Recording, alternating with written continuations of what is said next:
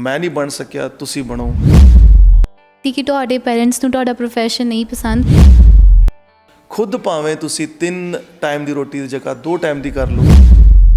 RJ काम करना है या फिर ऑडियंस ਨਾਲ ਲਾਈਵ ਇੰਟਰੈਕਸ਼ਨ ਕਰਨਾ ਆ, ਤੇ ਤੁਸੀਂ ਕੀ ਚੂਜ਼ ਕਰੋ? ਮਿਹਨਤ ਦੇ ਹੱਥ ਪੱਕੇ ਹੁੰਦੇ ਨੇ, ਸਮੇਂ ਦੀ ਲਗਾਮ ਫੜ ਲੈਂਦੇ। ਜਿਹੜੇ ਮਾੜੇ ਸਮੇਂ ਵਿੱਚ ਹਿੰਮਤ ਕਰ ਜਾਂਦੇ, ਉਹ ਫਿਰ ਉੱਚੀਆਂ ਮੰਜ਼ਲਾਂ ਉੱਤੇ ਚੜ੍ਹ ਜਾਂਦੇ ਨੇ। ਸਤਿ ਸ਼੍ਰੀ ਅਕਾਲ ਜੀ, ਮੇਰਾ ਨਾਮ ਅਨਮੋਲ ਸਿੰਘ ਆ ਅਤੇ ਮੈਂ ਤੁਹਾਡਾ ਸਭ ਦਾ ਵੈਲਕਮ ਕਰਦੀ ਹਾਂ ਟੂ ਆਰ ਚੈਨਲ ਅਨਮੋਲ ਸਿਤਾਰੇ। ਜਿਵੇਂ ਕਿ ਤੁਸੀਂ ਜਾਣਦੇ ਹੋ, ਹਰ ਵਾਰੀ ਤੁਹਾਡੀ ਮੁਲਾਕਾਤ ਉਹਨਾਂ ਨਾਲ ਕਰਵਾਈ ਦੀ ਹੈ ਜੋ ਬਹੁਤ ਹੀ ਜ਼ਿਆਦਾ ਟੈਲੈਂਟਡ, ਮਿਹਨਤੀ ਹੁੰਦੇ ਨੇ।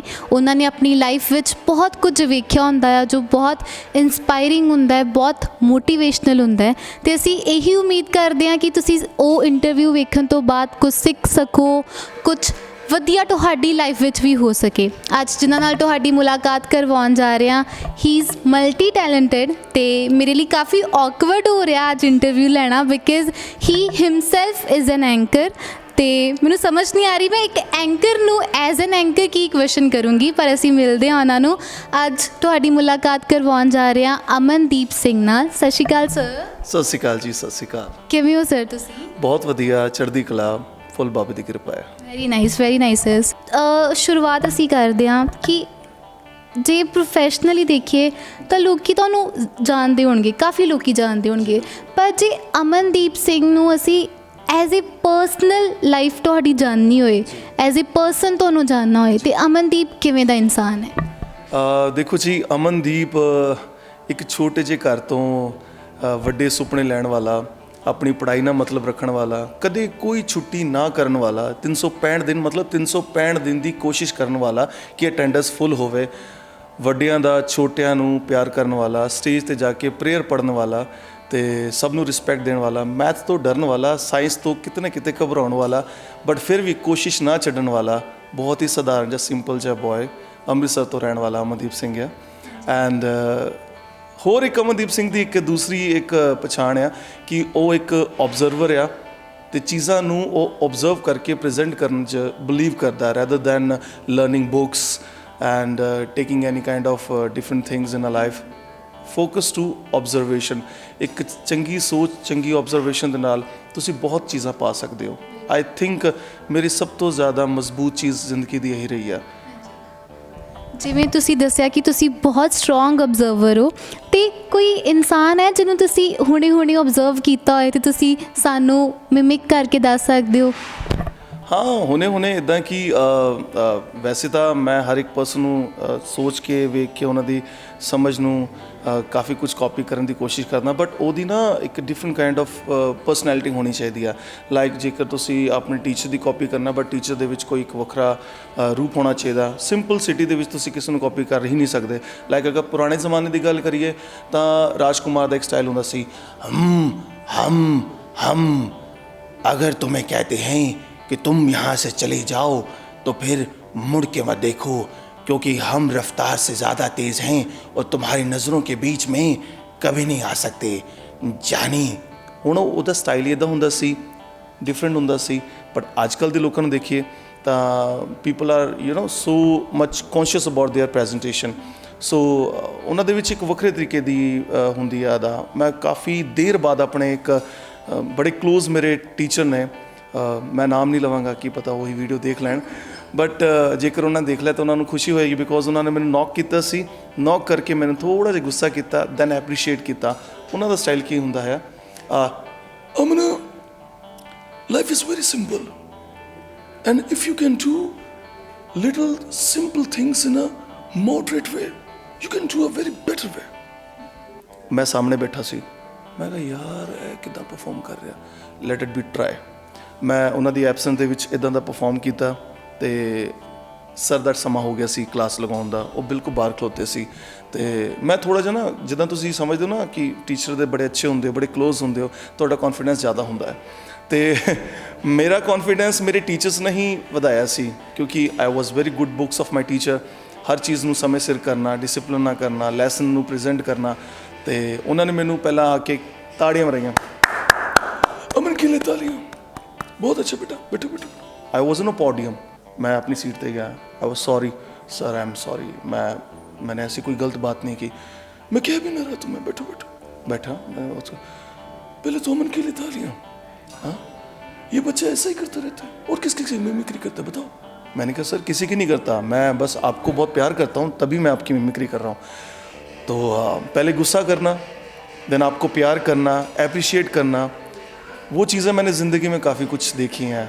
एंड आई फील आप गलतियाँ करो, लाइफ में आप गलती जितनी करोगे आप उतना अच्छा सीखते हो।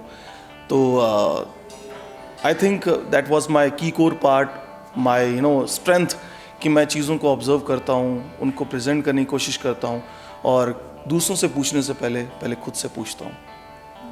Very nice sir, very nice. ਤੁਸੀਂ ਇੰਨੀ ਸੋਹਣੀ ਮਿਮਿਕਰੀ ਕੀਤੀ। ਆਈ ਥਿੰਕ ਮੈਨੂੰ ਡਾਊਟ ਹੋ ਰਿਹਾ ਕਿ ਜਿਹੜੇ ਇਨਸਾਨ ਨਾਲ ਮੈਂ ਗੱਲ ਕਰ ਰਹੀ ਹਾਂ ਉਹੀ ਬੇਟਾ ਜਾਂ ਫਿਰ ਕੋਈ ਡਿਫਰੈਂਟ ਇਨਸਾਨ ਆ ਕੇ ਬੈਠ ਗਿਆ। ਅਤੇ ਸਰ ਜਿਵੇਂ ਤੁਸੀਂ ਦੱਸਿਆ ਕਿ ਕਾਲਜ ਟਾਈਮ, ਸਕੂਲ ਟਾਈਮ ਹੀ ਤੁਹਾਡਾ ਸਟਾਰਟ ਹੋ ਗਿਆ ਸੀ ਮਿਮਿਕ ਕਰਨਾ, ਐਂਕਰਿੰਗ ਕਰਨਾ, ਅਤੇ ਜਿਹੜਾ ਇਹ ਸ਼ੌਂਕ ਸੀ ਉਦੋਂ ਤੋਂ ਹੀ ਸਟਾਰਟ ਹੋ ਗਿਆ ਸੀ, ਚਾਈਲਡਹੁੱਡ ਟਾਈਮ ਤੋਂ, ਜਾਂ ਫਿਰ ਬਾਅਦ 'ਚ ਹੋਇਆ? ਨਹੀਂ, ਇੱਦਾਂ ਸੀ ਕਿ ਮੈਂ ਤੁਹਾਨੂੰ ਸ਼ਾਇਦ ਪਹਿਲਾਂ ਵੀ ਦੱਸਿਆ ਕਿ ਮੇਰਾ ਮੈਥ ਅਤੇ ਮੇਰਾ ਸਾਇੰਸ ਬਹੁਤ ਵੀਕ ਹੁੰਦਾ ਸੀ। ਬਹੁਤ ਵੀਕ ਨਹੀਂ, but I was an average 40-45 marks ਵਾਲਾ ਬੱਚਾ। But rest of all the subjects are too good to me, and English ਵੀ ਮੇਰੀ ਅੱਛੀ ਨਹੀਂ ਸੀ। ਅਤੇ ਮੈਂ ਕੀ ਸੋਚਦਾ ਸੀ, ਜਿਹੜਾ ਬੱਚਾ ਹਿੰਦੀ, ਪੰਜਾਬੀ ਅਤੇ ਨੋਰਮਲ ਸਬਜੈਕਟਸ ਦੇ ਨਾਲ ਜੇ ਪੜ੍ਹਦਾ ਆ ਉਹਦਾ ਫਿਊਚਰ ਕੀ ਹੋਏਗਾ, ਠੀਕ ਹੈ। ਬਟ ਜੇਕਰ ਤੁਸੀਂ ਉਹਨਾਂ ਸਬਜੈਕਟ 'ਚ ਅੱਛੇ ਹੋ ਤਾਂ ਮੇਰੇ ਕੋਲ ਐਗਜ਼ਾਮਪਲ ਬਹੁਤ ਅੱਛੀ ਹੁੰਦੀ ਸੀ। ਮਨਮੋਹਨ ਜੀ, ਸਰਦਾਰ ਮਨਮੋਹਨ ਸਿੰਘ ਉਸ ਵੇਲੇ ਪ੍ਰਾਈਮ ਮਿਨਿਸਟਰ ਹੁੰਦੇ ਸੀ, ਅਤੇ ਬਾਕੀ ਵੀ ਜਿਹੜੇ ਵੀ ਇੰਟਲੈਕਚੁਅਲ ਪਰਸਨੈਲਿਟੀਜ਼ ਨੇ, ਅਮਿਤਾਭ ਬੱਚਨ ਹੈਗੇ ਨੇ ਜਾਂ ਕੋਈ ਵੀ ਵੱਡੀ ਪਰਸਨੈਲਿਟੀ ਹੈਗੇ ਨੇ, they are very very common there in there studies. ਮੈਂ ਸੋਚਿਆ ਜੇ ਉਹ ਕਾਮਨ ਸਟੱਡੀ ਦੇ ਵਿੱਚ ਐਕਸਟਰਾ ਆਰਡੀਨਰੀ ਬਣ ਸਕਦੇ ਨੇ ਤਾਂ ਅਮਨ ਤੂੰ ਕਿਉਂ ਨਹੀਂ ਬਣ ਸਕਦਾ। ਅਤੇ ਉਹੀ ਮੇਰੀ ਕੋਸ਼ਿਸ਼ ਨੇ, ਮੈਨੂੰ ਹਮੇਸ਼ਾ ਮੈਂ ਕੋਸ਼ਿਸ਼ ਕਰਾਂ ਕਿ ਨਹੀਂ ਮੈਂ ਅੱਗੇ ਆਵਾਂ, ਸੋ ਡੈਟ ਭੀੜ ਦੇ ਵਿੱਚ ਕੋਈ ਆ ਕੇ ਕਵੇ ਕਿ ਹਾਂ Aman you have a spark and you can do something. So ਇਹੀ ਕੋਸ਼ਿਸ਼ ਨੇ ਮੈਨੂੰ ਪ੍ਰੇਅਰ ਦੇ ਵਿੱਚ ਖੜ੍ਹੇ ਹੋ ਕੇ ਪ੍ਰੇਅਰ ਪ੍ਰੈਜ਼ੈਂਟ ਕਰਨਾ। ਕਲਾਸ ਦੇ ਵਿੱਚ ਕੋਈ ਨਾ ਉੱਠੇ, ਸਭ ਤੋਂ ਪਹਿਲਾਂ ਮੈਂ ਲੈਸਨ ਪੜ੍ਹਨਾ। ਆਈ ਵਾਜ਼ ਨੋਟ ਪ੍ਰੀਪੇਅਰਡ, ਫਿਰ ਵੀ ਮੈਨੂੰ ਕਹੇ ਟੀਚਰ ਕਿ ਅਮਨ ਤੁਮ ਆਓ ਆਗੇ, ਤੁਮ ਲੈਸਨ ਰੀਡ ਕਰੋ, ਕੋਈ ਲੈਸਨ ਰੀਡ ਨਹੀਂ ਕਰ ਰਹਾ। ਮੈਂ ਬਹੁਤ ਐਗਜ਼ੌਸਟ ਹੋ ਜਾਂਦਾ। ਹਰ ਕਲਾਸ ਦੇ ਵਿੱਚ ਤੁਸੀਂ ਚੈਪਟਰ ਰੀਡ ਕਰੋ, ਹਮੇਸ਼ਾ ਤੁਸੀਂ ਖੜ੍ਹੇ ਹੋ, ਬਿਕੋਜ਼ ਮੈਂ ਹਾਈਟਡ ਵੀ ਸੀ ਬਹੁਤ ਜ਼ਿਆਦਾ, ਕਲਾਸ 'ਚ ਬਿਲਕੁਲ ਦਿਖ ਜਾਂਦਾ ਸੀ ਅਤੇ ਬਹੁਤ ਜਲਦੀ ਪੁਆਇੰਟ ਹੋ ਜਾਂਦਾ ਸੀ। ਸੋ ਪੁਆਇੰਟ ਹੋਣਾ, ਫਰੰਟ 'ਤੇ ਆਉਣਾ, ਫਰੰਟ ਸਿਟਿੰਗ 'ਤੇ ਬਹਿਣਾ, ਉਹ ਮੇਰੀ ਆਦਤ ਬਣ ਗਈ ਸੀ। ਜੇ ਮੈਨੂੰ ਕੋਈ ਕਵੇ ਨਾ ਕਿ ਅਮਨ ਤੂੰ ਹੀ ਕਿਉਂ ਅੱਗੇ ਆ ਰਿਹਾ, ਤੈਨੂੰ ਕੁਛ ਮਿਲਦਾ ਹੈ, ਮੈਂ ਕਿਹਾ ਨਹੀਂ, ਹਰ ਚੀਜ਼ ਕਿਸੇ ਰਿਜ਼ਲਟ ਲਈ ਨਹੀਂ ਕੀਤੀ ਜਾਂਦੀ। If you work for your inner satisfaction, I think ਉਸ ਤੋਂ ਵੱਡੀ ਕੋਈ ਚੀਜ਼ ਨਹੀਂ ਹੁੰਦੀ। ਮੈਂ ਕਾਫੀ ਲੋਕਾਂ ਨੂੰ ਪੜ੍ਹਿਆ, ਸਮਝਿਆ ਕਿ ਬਹੁਤ ਦੌਲਤਮੰਦ ਇਨਸਾਨ ਵੀ ਖੁਸ਼ਨਸੀਬ ਨਹੀਂ ਹੁੰਦਾ, ਅਤੇ ਜਿਹੜੇ ਖੁਸ਼ਨਸੀਬ ਹੁੰਦੇ ਨੇ ਜ਼ਰੂਰੀ ਨਹੀਂ ਉਹ ਦੌਲਤਮੰਦ ਹੋਣ। We have a very big example, Sushant Singh Rajput. ਕਿਸ ਚੀਜ਼ ਦੀ ਕਮੀ ਸੀ? ਫੈਮਿਲੀ ਤੋਂ ਵੀ ਬਹੁਤ ਸਟਰੋਂਗ ਸੀ, ਐਂਡ ਬਾਲੀਵੁੱਡ ਇੰਡਸਟਰੀ 'ਚ ਵੀ ਸਟਰੋਂਗ ਸੀ, ਸਟੱਡੀਜ਼ 'ਚ ਵੀ ਸਟਰੋਂਗ ਸੀ, still he is left. Reason because I think he is not satisfied. ਸਾਨੂੰ ਸੈਟਿਸਫੈਕਸ਼ਨ ਬਹੁਤ ਜ਼ਰੂਰਤ ਆ, ਉਹ ਮੈਂ ਸਿੱਖਣ ਦੀ ਕੋਸ਼ਿਸ਼ ਕਰਦਾ ਹਾਂ।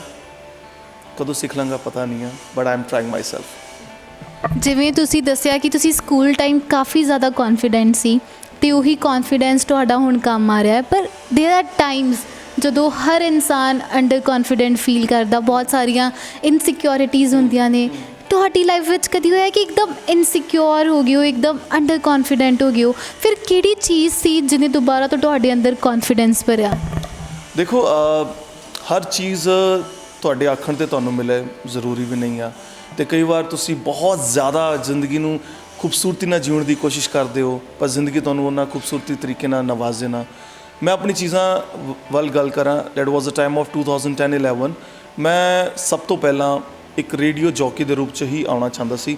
ਮੈਂ ਚਾਹੁੰਦਾ ਸੀ ਕਿ ਮੈਨੂੰ ਲੋਕ ਵੇਖਣ ਨਾ, ਸਿਰਫ ਅਤੇ ਸਿਰਫ ਮੇਰੀ ਆਵਾਜ਼ ਦੇ ਨਾਲ ਮੈਨੂੰ ਜਜਮੈਂਟ ਮਿਲੇ, ਬਿਕੋਜ਼ ਆਈ ਥਿੰਕ ਜਦੋਂ ਤੁਹਾਡੀ ਆਵਾਜ਼ ਤੁਹਾਡੀ ਪਹਿਚਾਣ ਹੋ ਜਾਂਦੀ ਆ, ਫਿਰ ਤੁਹਾਡਾ ਰੂਪ ਦਾ ਕੋਈ ਮੋਲ ਨਹੀਂ ਰਹਿੰਦਾ। ਮੈਂ ਸੋਚਦਾ ਸੀ ਕਿ ਆਈ ਥਿੰਕ ਮੈਂ ਆਪਣੇ ਬੁਢਾਪੇ ਤੱਕ ਜ਼ਿੰਦਾ ਰੱਖ ਸਕਦਾ ਆਪਣੀ ਅਦਾ ਨਾਲ, ਆਪਣੀ ਆਵਾਜ਼ ਦੇ ਨਾਲ। Why should not try to work on my vocal. ਮੈਂ ਆਪਣੀ ਆਵਾਜ਼ 'ਤੇ ਕੰਮ ਸ਼ੁਰੂ ਕੀਤਾ, but I was so heavy ਸੀ, ਫੈਟੀ ਸੀ ਮੈਂ। ਐਂਡ ਮੈਂ ਆਪਣੇ ਆਪ ਨੂੰ ਸ਼ੀਸ਼ੇ 'ਤੇ ਕਦੇ ਦੇਖਾਂ ਤਾਂ ਹਰ ਚੀਜ਼ ਮੈਨੂੰ ਇੱਦਾਂ ਲੱਗੇ ਕਿ ਨਹੀਂ ਅਮਨ, ਯੂ ਨਾਟ ਪ੍ਰੋਪਰ ਪ੍ਰੈਜ਼ੈਂਟਰ। ਫਿਰ ਮੈਂ ਗੂਗਲ ਤੇ ਸਰਚ ਆਊਟ ਕਰਨਾ। ਉਸ ਵੇਲੇ ਮੈਂ ਸਾਈਕਲ ਤੇ ਹੀ ਸਕੂਲ ਜਾਂਦਾ ਰਿਹਾ। ਮੈਂ ਆਪਣੀ ਕਾਲਜ ਸਾਈਕਲ ਤੇ ਗਿਆ। ਜਦੋਂ ਸਾਰੇ ਬੱਚੇ ਸੋਚਦੇ ਸੀ ਕਿ ਨਹੀਂ ਆਟੋ ਤੇ ਜਾਓ, ਸਾਈਕਲ ਨਹੀਂ ਹੈਗਾ ਤਾਂ ਸਕੂਟਰ ਤੇ ਜਾਓ ਤੇ ਬਾਈਕ ਲੈ ਲਓ, ਮੈਂ ਕਦੇ ਪਾਪਾ ਨੂੰ ਕੰਪੈਲ ਨਹੀਂ ਕੀਤਾ, ਕਦੇ ਫੈਮਿਲੀ ਦੇ ਵਿੱਚ ਫੋਰਸ ਨਹੀਂ ਕਰਨਾ ਫੈਮਿਲੀ ਨੂੰ ਕਿ ਮੈਨੂੰ ਇਹ ਚੀਜ਼ ਚਾਹੀਦੀਆਂ ਨੇ। I always believe on myself. If you are good, if you are discipline toward your things, ਰੱਬ ਤੁਹਾਨੂੰ ਉਹ ਚੀਜ਼ ਦਿੰਦਾ ਹੀ ਦਿੰਦਾ ਹੈ। ਮੈਂ ਰੇਡੀਓ ਲਈ ਅਪੇਅਰ ਕੀਤਾ ਤੇ I was trying to perform like RJ. ਮੈਂ ਇੱਕ ਆਊਟਡੋਰ ਬ੍ਰੌਡਕਾਸਟਰ ਹੁੰਦਾ ਸੀ, ਜਿਹਦੇ ਵਿੱਚ ਮੇਰੀ ਡਿਊਟੀ ਇਹ ਹੁੰਦੀ ਸੀ ਕਿ ਬਾਹਰ ਦੀ ਜਿਹੜੀ ਨਿਊਜ਼ ਆ ਉਹ ਮੈਂ ਰੇਡੀਓ ਨੂੰ ਦੇਵਾਂ। ਅਤੇ ਮੈਂ ਕੀ ਮਹਿਸੂਸ ਕੀਤਾ ਕਿ ਮੈਂ ਜਦੋਂ ਪ੍ਰੈਜ਼ੈਂਟ ਕਰ ਰਿਹਾ ਆਪਣੇ ਆਪ ਨੂੰ ਤਾਂ I was very connect with the audience as an RJ. But ਮੈਂ ਫੀਲ ਕੀਤਾ ਕਿ ਐਜ਼ ਏ ਆਰਜੇ ਮੈਂ ਪਰਫਾਰਮ ਕਰਦਾ ਰਿਹਾ, ਬਟ ਜਿਹੜੇ ਆਲਰੇਡੀ ਆਰਜੇ ਹੈਗੇ ਨੇ, ਜਿਹੜੇ ਹੋਰ ਪਰਫਾਰਮਰ ਨੇ, ਕਿਤੇ ਨਾ ਕਿਤੇ ਫੀਲ ਕਰਦੇ ਕਿ ਨਵਾਂ ਮੁੰਡਾ ਆ, ਇਹ ਕਿਉਂ ਕਰ ਰਿਹਾ। ਮੈਨੂੰ ਮਹਿਜ 3 ਮਹੀਨਿਆਂ ਬਾਅਦ ਬਾਹਰ ਕੱਢ ਦਿੱਤਾ ਸੀ।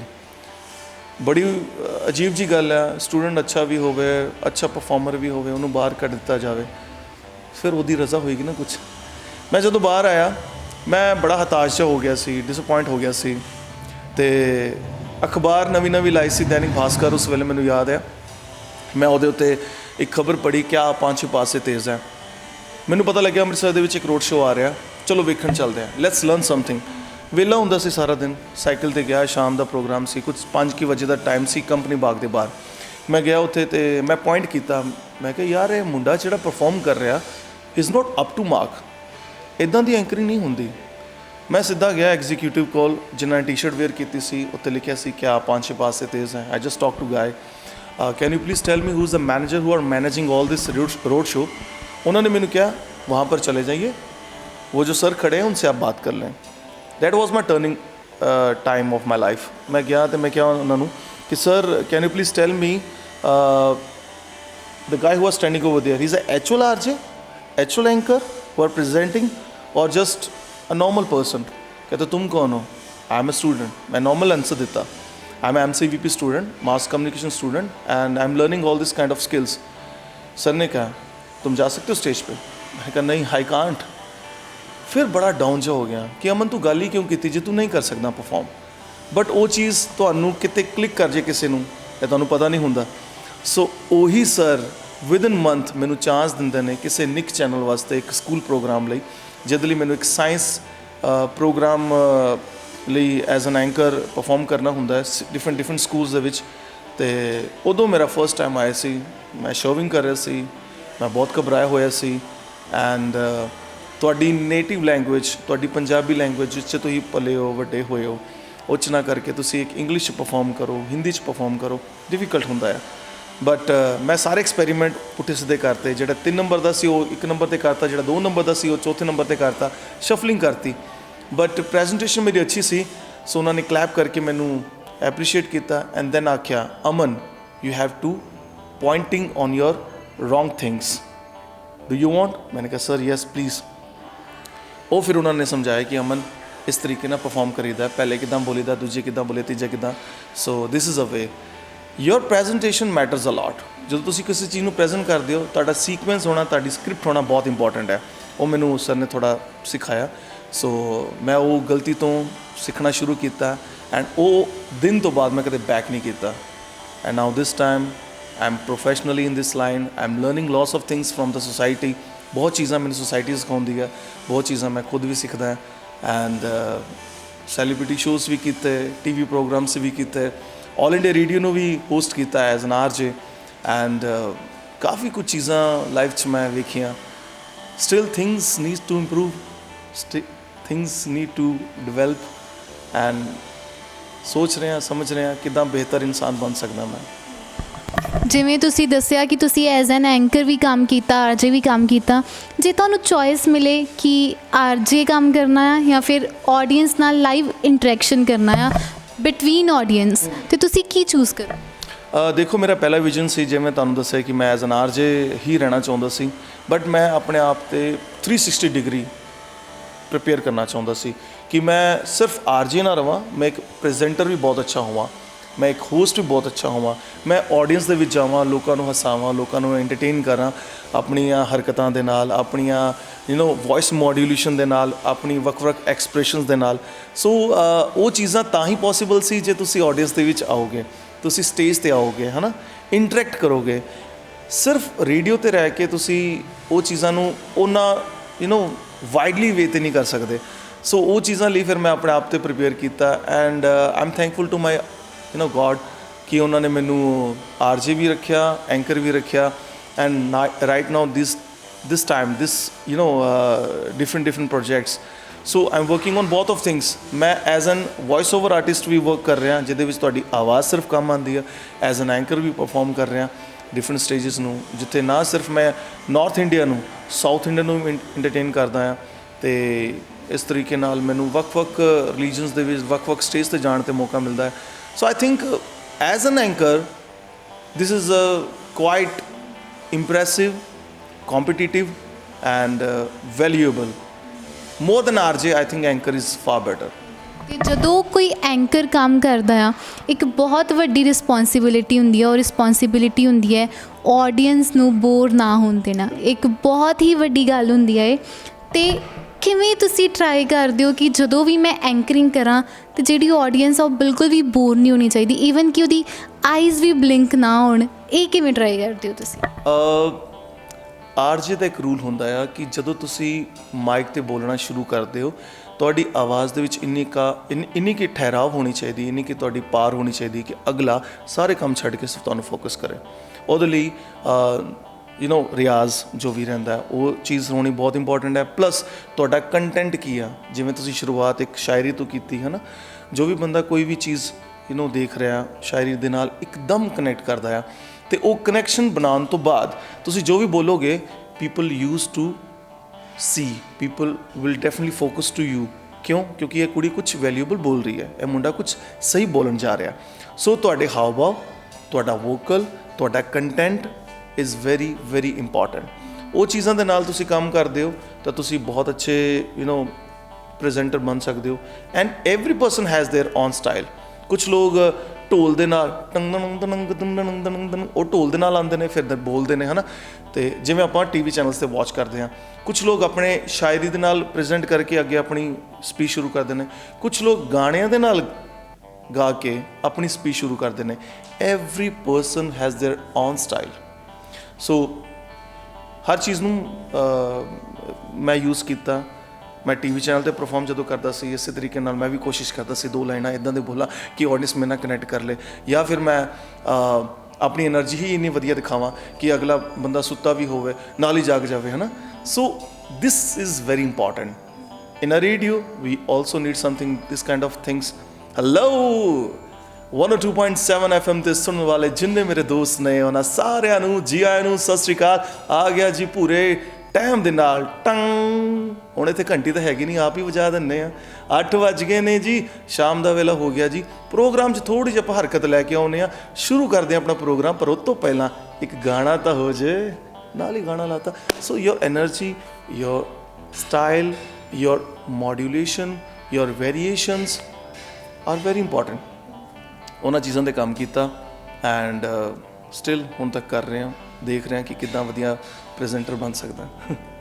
ਜਿਵੇਂ ਤੁਸੀਂ ਦੱਸਿਆ ਕਿ ਐਨਰਜੀ ਬਹੁਤ ਇੰਪੋਰਟੈਂਟ ਆ, ਪਰ ਦੇਰ ਆਰ ਟਾਈਮਸ ਜਦੋਂ ਇਨਸਾਨ ਆਪ ਵੀ ਖੁਸ਼ ਨਹੀਂ ਹੁੰਦਾ, ਐਨਰਜੀ ਦੇਣ ਦਾ ਦਿਲ ਨਹੀਂ ਕਰਦਾ। ਪਰ ਇੱਕ ਆਰਟਿਸਟ ਦੀ ਲਾਈਫ ਵਿੱਚ ਇਹ ਬਿਲਕੁਲ ਵੀ ਪੋਸੀਬਲ ਨਹੀਂ ਆ। ਜੇ ਸਟੇਜ 'ਤੇ ਹੋ ਤਾਂ ਤੁਹਾਨੂੰ ਐਨਰਜੀ ਦੇਣੀ ਵੀ ਪੈਣੀ ਆ, ਚਾਹੇ ਤੁਹਾਡੇ ਦਿਮਾਗ ਵਿੱਚ ਬਹੁਤ ਕੁਝ ਚੱਲ ਰਿਹਾ ਹੈ। ਅਤੇ ਕੋਈ ਟਾਈਮ ਹੈ ਇੱਦਾਂ ਦਾ ਕਿ ਤੁਸੀਂ ਖੁਸ਼ ਨਹੀਂ ਸੀ, ਪਰ ਤੁਸੀਂ ਆਡੀਅנס ਸਾਹਮਣੇ ਪ੍ਰੈਜ਼ੈਂਟ ਕੀਤਾ ਕਿ ਮੈਂ ਬਹੁਤ ਖੁਸ਼ ਹਾਂ, ਉਹਨਾਂ ਨੂੰ ਬਿਲਕੁਲ ਨਹੀਂ ਫੀਲ ਹੋਣ ਦਿੱਤਾ? ਹਾਂ ਮੈਮ, ਬਿਲਕੁਲ ਇਹ ਚੀਜ਼ ਮੇਰੀ ਲਾਈਫ 'ਚ ਹੋਈ ਸੀ 2017 ਦੇ ਵਿੱਚ। ਆਈ ਥਿੰਕ ਅਕਤੂਬਰ ਟਾਈਮ ਸੀ। I got some skin issues.